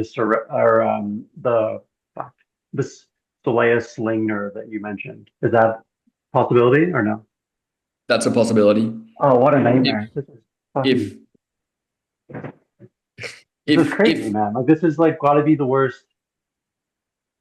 if you're an asymptomatic popliteal artery occluder, it could be a false positive on imaging, which is why the rigor and the standardized nature of imaging is so important. So you would want to perform a really proper, thorough, standardized Doppler ultrasound pre-post exercise, a really properly performed functional MR angiography, pressing your foot down against a block, and your ABIs. If all of them are suggestive of popliteal artery entrapment, it's probably popliteal artery entrapment.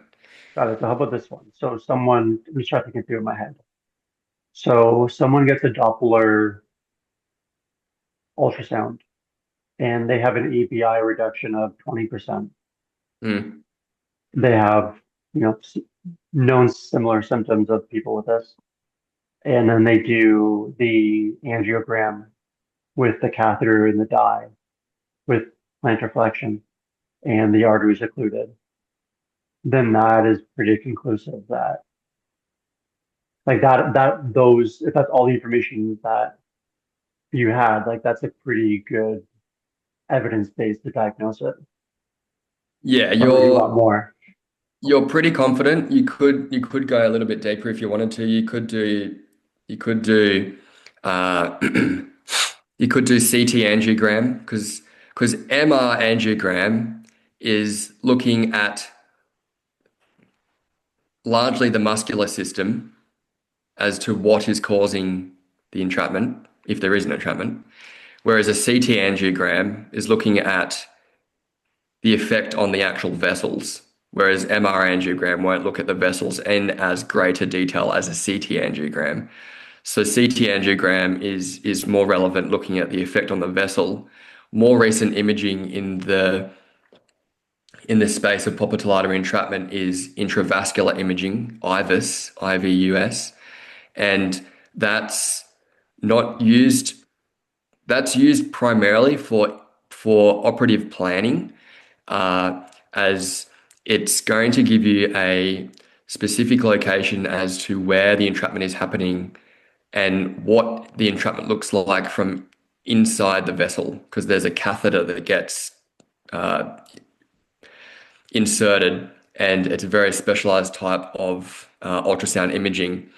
Really good paper on this that I can link to, and it just gives the surgeon just that extra bit of confidence and knowledge as to what does the vessel look like inside, what's happening around the vessel, on top of the other information that they have, plus your history, plus what they're seeing physically in the operation.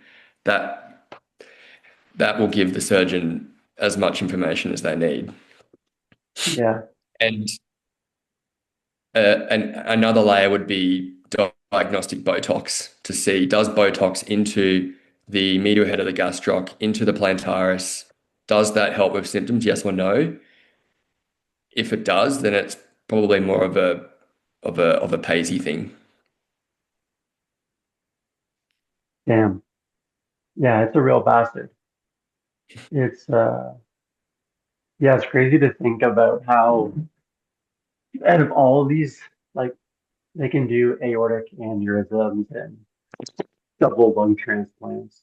And one of the most bizarre and complex health issue to diagnose and properly treat and have success with is an entrapment behind your knee. But I guess it makes sense. Like there's so many parts behind there, like you said, and some people have apparently six blood vessels back there. So, Yeah, yeah. so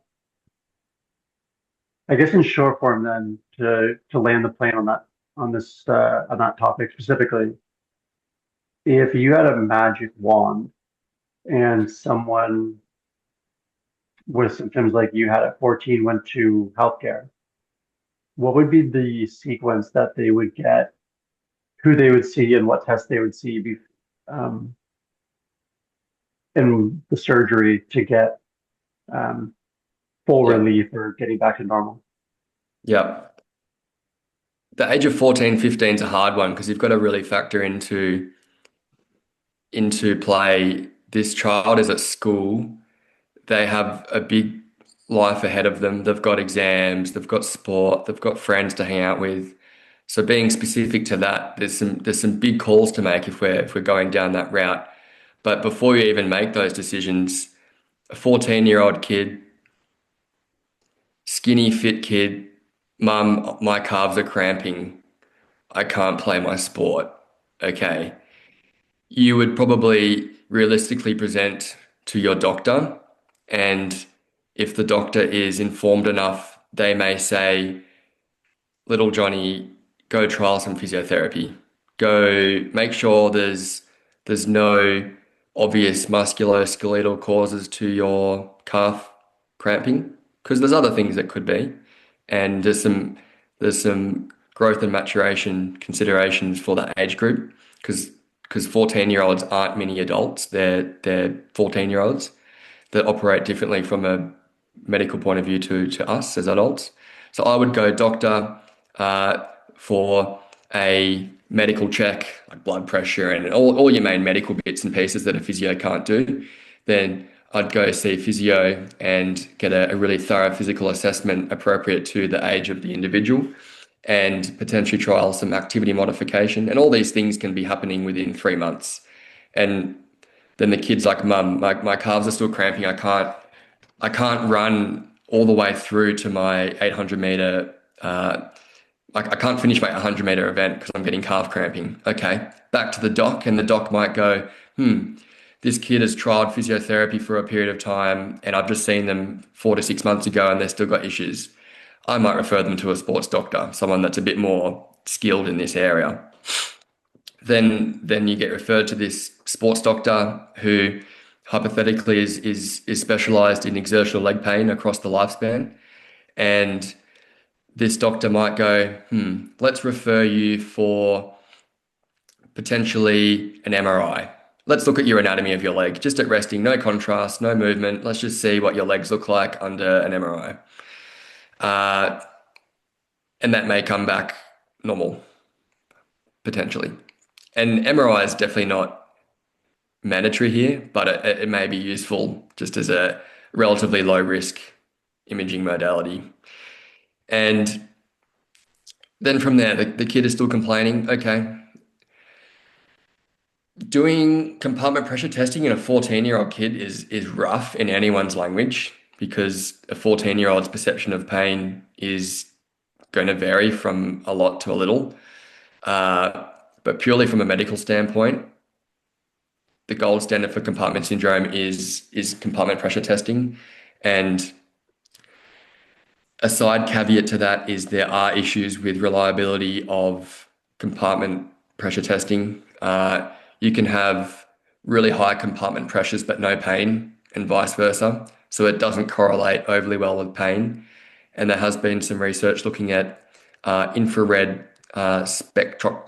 near infrared spectroscopy, NIRS, which measures the level of oxygen in the muscle, but that's still not the gold standard for compartment syndrome. Either way, in this hypothetical world, this kid might get compartment pressure testing of all 4 compartments at rest and post-exercise to see what is happening to this individual's carbs.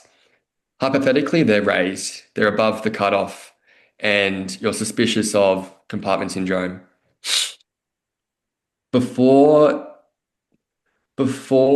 operating on a compartment syndrome, you really do need to rule out some other stuff first before you just decide to slice open some kid's compartment.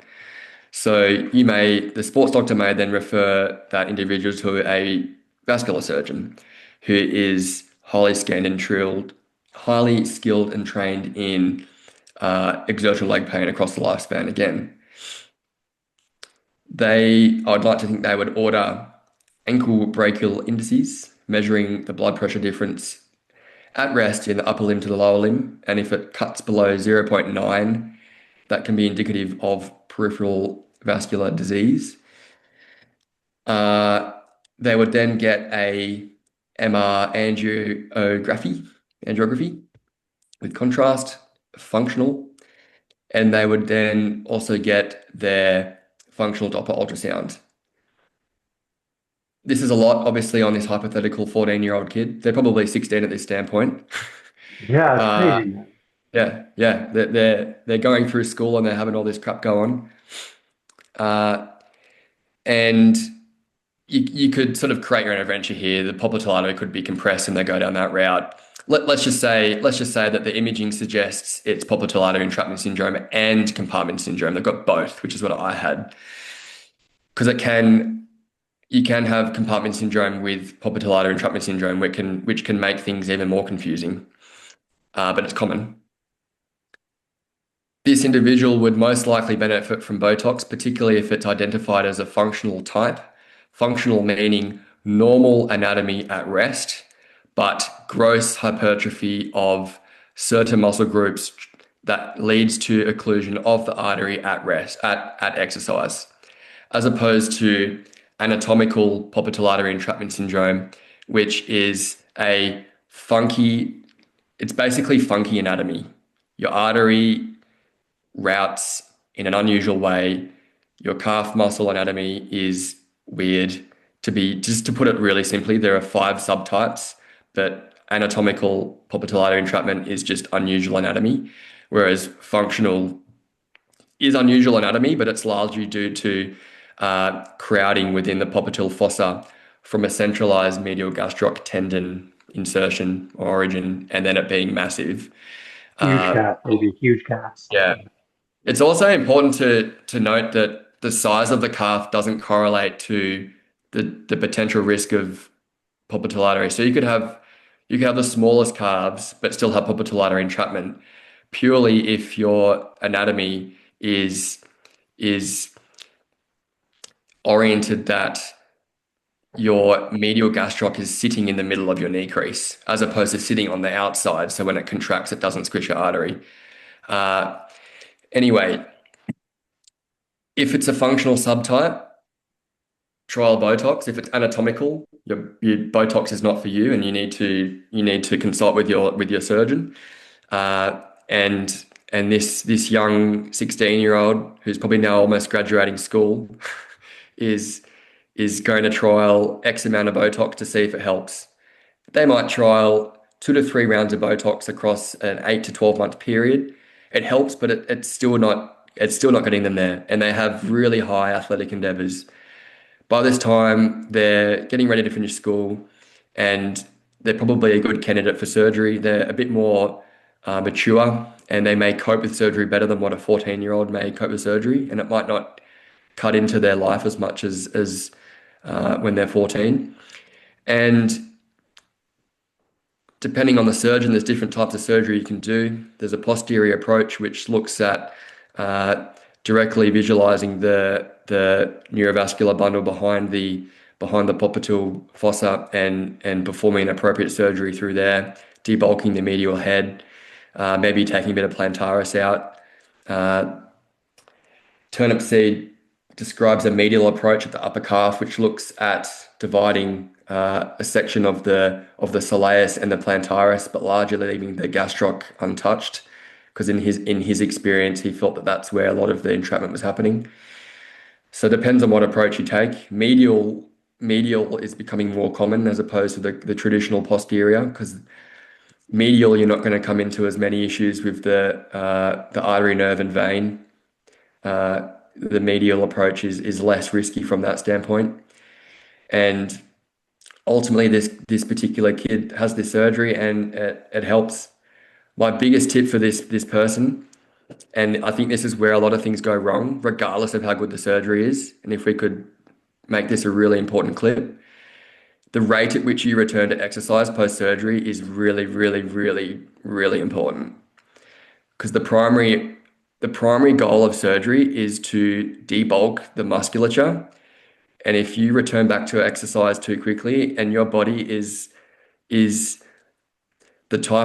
you're the type of person that has tendencies to grow muscle quite quickly, you need to be very cautious with how quickly you return to exercise. And a particular caveat on, again, this is not medical advice, and we'll caveat that at the beginning of the pod. This is just speaking from experience. The supplemental use of creatine is highly encouraged or highly discouraged, as that can have a direct pathway to promoting growth, promoting intra-compartment pressures, which is the total opposite of our goal here. And there's been, through discussions in my research, most of the time people that come to me or that I've spoken to have some sort of history with exertional leg pain and taking creatine. And correlation doesn't mean causation, but it's very low risk just to stop taking creatine, basically. Because there's other ways you can get strong and be powerful rather than just rely on creatine. A billion other ways. Yeah, yeah. So long story short, that's the ultimate pathway. Really informed clinicians, especially at the start, is where it's going to be key. So that the first time this kid presents to your practice, having in the back of your mind, maybe they have exertional leg pain, which is an umbrella term for many, many things, including popliteal artery entrapment syndrome, medial tibial stress syndrome, which is also known as Shin Splints, chronic exertional compartment syndrome, tibial stress fractures, and then nerve entrapment. So there's 5 types of exertional leg pain. And if the clinician is geared onto those 5 types, but also puts in the clinical history into context, the first time someone presents to you, you're not going to say to them, I think you have popliteal artery entrapment syndrome. You're probably going to keep that in the back of your mind as a differential diagnosis. You might say to them, you're displaying some signs of some calf tightness. It could be due to many things. I would like you to go and try XYZ first before we can definitively rule anything in or out. And most of the time people will be happy with that. And then you would go from there. And unfortunately, in order to get a diagnosis, you need to go through the rigmarole of getting compartment pressure tests and getting the sequencing of imaging. But if each of the healthcare professionals at each of the points of care are on the same page, it makes a bucket load of difference compared to getting diagnosed 15 years later down the track and having chronic pain. Yeah, really well said. That The reason, by the way, that you saw me look to the side is because I put that in my notes to make sure that I add that point in because you asked me to. Yeah, because something that I've seen and heard of is people, I think you told me this. You were talking to someone and their vascular surgeon got them running 6 weeks post-operation. Yep. And in my head, I mean, I would say it's a very strong statement, but I would say outside of practicing clinicians or medical professionals, and this being so rare, there's not a lot of people that have probably looked into every study and read it fucking thread and stuff like I have. So I don't know much about it as you do, obviously. That's one of the reasons why I have you on. But that, from everything I've looked at, everything I've seen, it sounds like a disaster because we're trying to avoid too much scar tissue or regrowth of that calf muscle too soon, right? Yep. So you should actually have, in my opinion, the step counts that these folks are going to have might actually be detrimental in other health aspects, like Mm. mental health maybe, or because they're not moving as much as they want to. But going from surgery to 10,000 steps a day in 2 months sounds like it's overkill, no? Yep.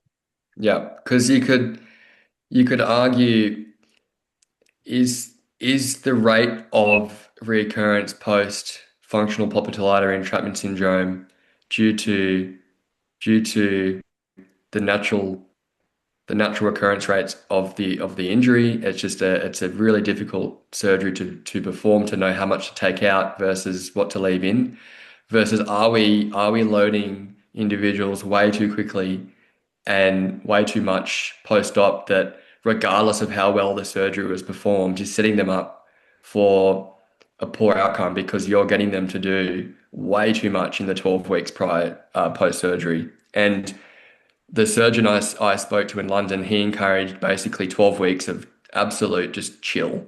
Just do what you need to do each day to live. Do some upper body, do some core, do some upper body arms, crank, aerobic work, walk to work and stuff, but do not do anything crazy on your legs. Do not ride, do not row, do not run, do not do calf raises, just chill for 12 weeks minimum. Then if you're looking okay, then you can build from there. And that can be led by a really informed physio. But yeah, I 12 weeks minimum of just chill is is what I would encourage post-op. Yeah, I also add that please hire or work with physios that are going to be giving you step counts at least to follow. Like that's at minimum. I think that's super important because that's one thing that not everyone, but I mean that's one thing to be mindful of and try to control. And hopefully that the people that get the surgery have desk jobs because the recovery might be a bit easier for them. But yeah, Yeah.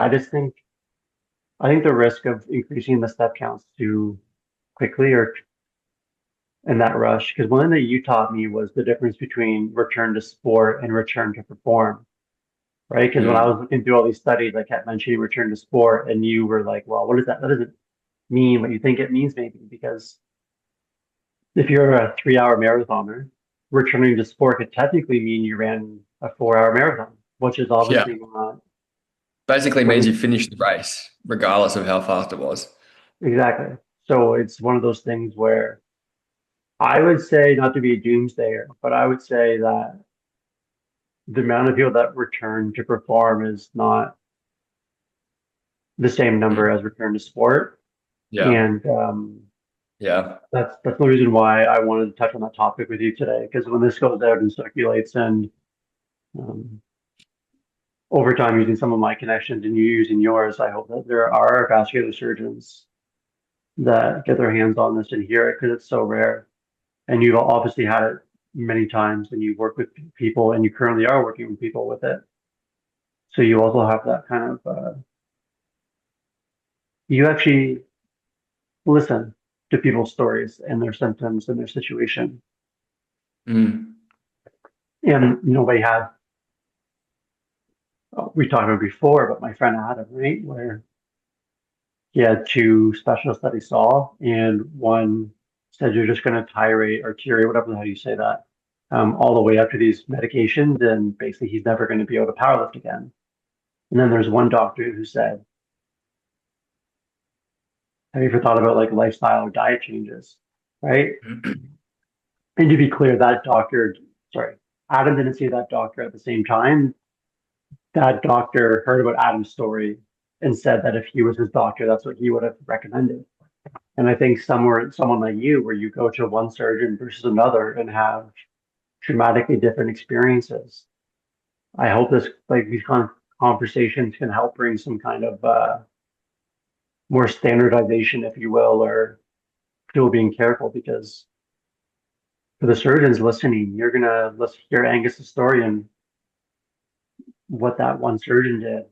And yeah, I think even though it sucks to wait forever, you gotta wait a while and get that tested in my opinion. Mm. Um, because fuck man, it just yeah, it's frustrating. It's frustrating because it happens to people at a prime years of their life, and there's just got to be a better way Mm. to figure this out for people that are a lot smarter than me, like you, to be able to keep working at it.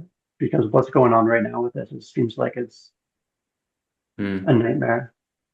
On a Mm. positive spin, though, have you heard of anyone return to perform from the Yeah, surgery? man. I've got two mates in Canberra that had the same surgeon as I did in Sydney, and they're both highly performing in the community. One of them is the captain of a local football club and performs at a highly physical standpoint. The other has performed a full Ironman post popliteal artery surgery. Yeah. So it it is doable, and there's a lot of luck at play. There's a lot of care post-op at play. There's a lot of choosing the right surgeon at play. I highly advocate to get second, third, fourth, fifth opinions always, because this is a big decision. And once you get one surgery, you're not that you can't have two or three, but you don't really want to try and get two or three because that's where things can get a little bit difficult. So your first op is your best chance at getting this right. Not that you can't perform well the second time around. And coming back to my story of redeveloping symptoms after my second op, I had a window of 18 months of performing incredibly from a personal standpoint.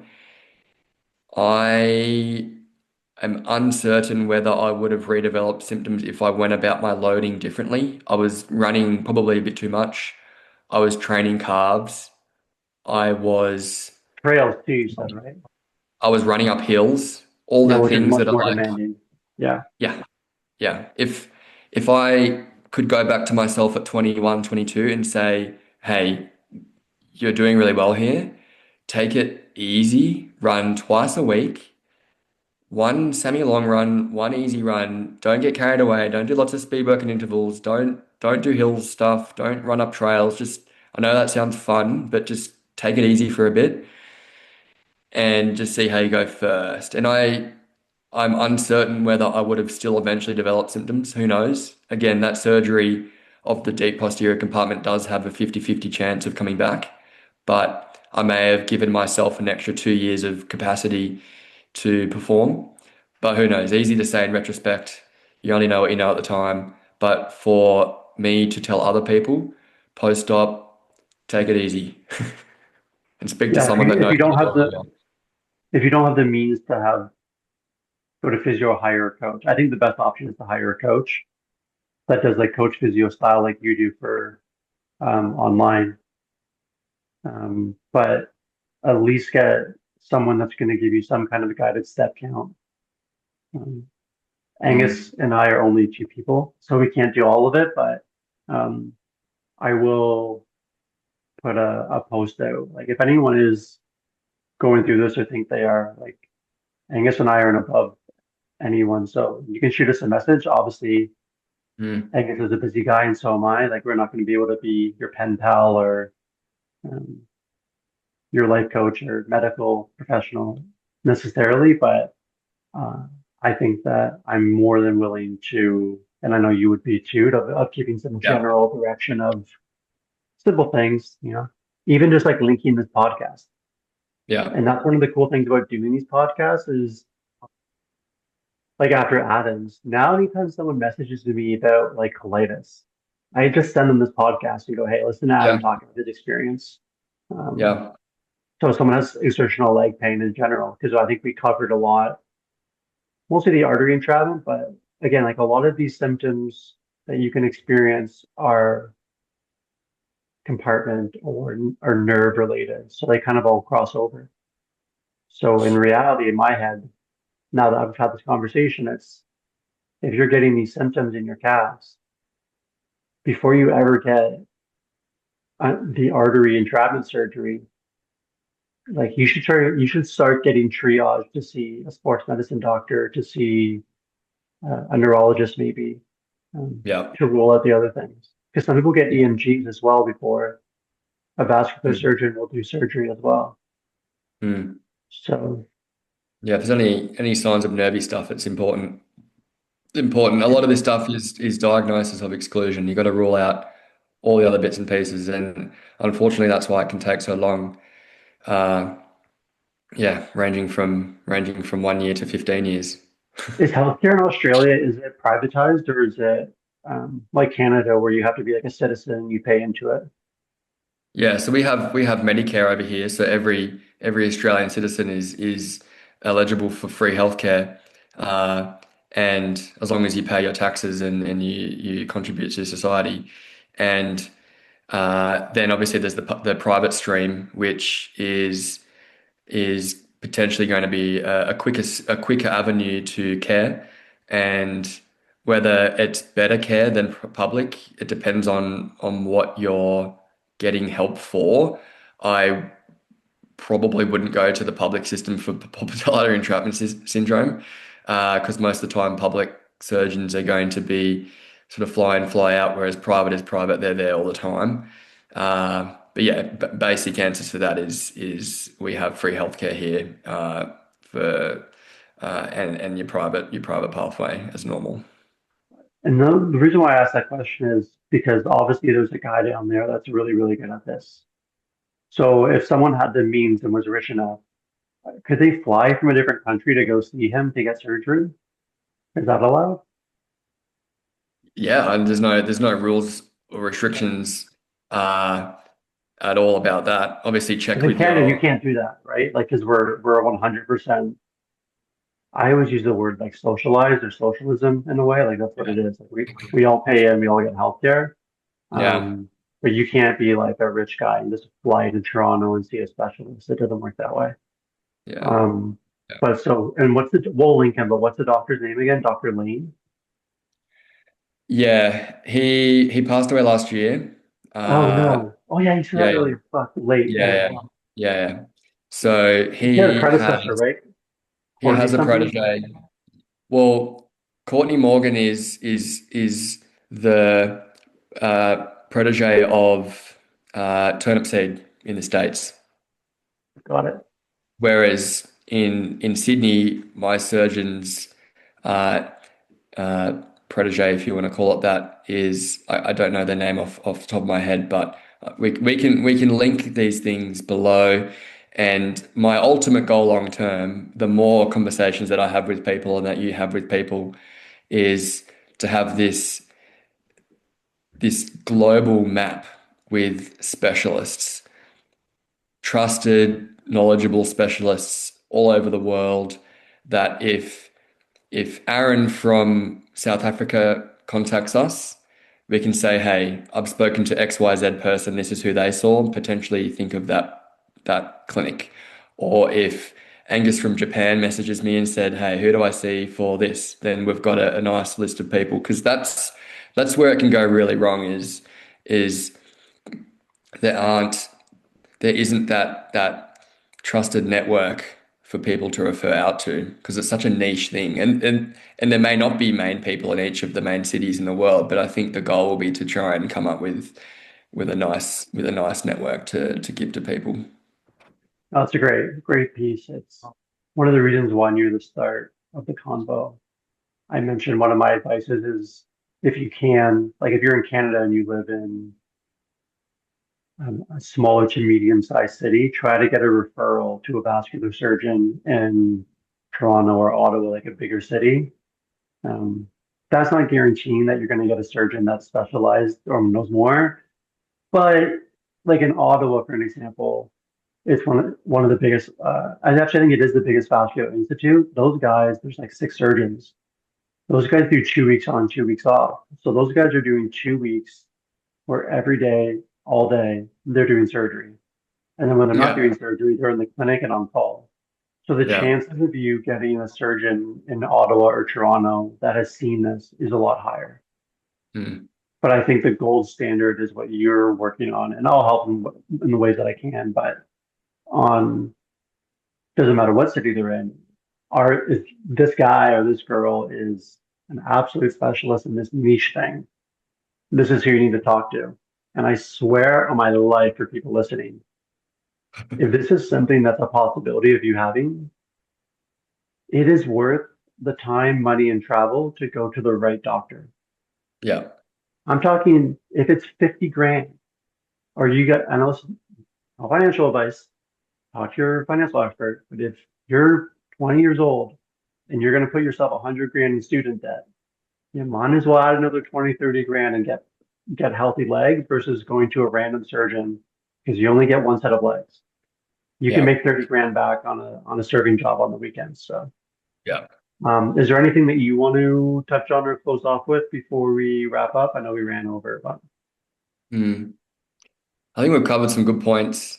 Uh, the importance of seeing the right person, which long term will improve because people like you and I are going to help make that happen. And the more people that are educated about what exertional leg pain is as an umbrella entity is really important. And I'm just all about educating people from the patient to the physio to the doctor. The more people that are on board, the less that this will get managed poorly, and the better longevity this condition will have in the medical world. Because on paper, the diagnostic avenue is not that complicated on paper. Obviously, there's more to just a flowchart algorithm, but we have to sort of start there and spread the word of what that flowchart looks like first. Then we get experience with the nuances around it. Uh, but yeah, education is probably the biggest takeaway here. If we can just spread the message of what it is, and and happy to share some papers a part of this discussion for people to read more about it. I've got a blog on the British Journal of Sports Medicine that I published last year when I was in London, which is a practical guide for physiotherapists to identify Popliteal Artery Entrapment Syndrome. It's just a 2-page document, which is honestly probably all you need as a physio. If it's the first time you've ever heard of Popliteal Artery Entrapment, it's a great starting point. And then there's papers that you can expand upon your knowledge. But yeah, education is the most important takeaway here. got it. Yeah, man. Thanks for your time. I think it's good that we got the story in as well because it's I Mm, think that a lot of people have no idea fucking the hell that it is to have this and to be working through it. So I'll do whatever I can to keep sharing it. And if anything comes up and, 6 months down the line, I mean, this podcast is growing pretty quickly. And 6 months down the line, if there's new emerging research or something you want to touch on, just message me and I'll get you back on the podcast. I can just drop it on a random day even to get it out there. But yeah, man, I'll stop the recording, but stay on for a sec, and then we'll just wrap up from there. But yeah, man, thanks for coming on to it, and absolute pleasure. Absolute pleasure, my man.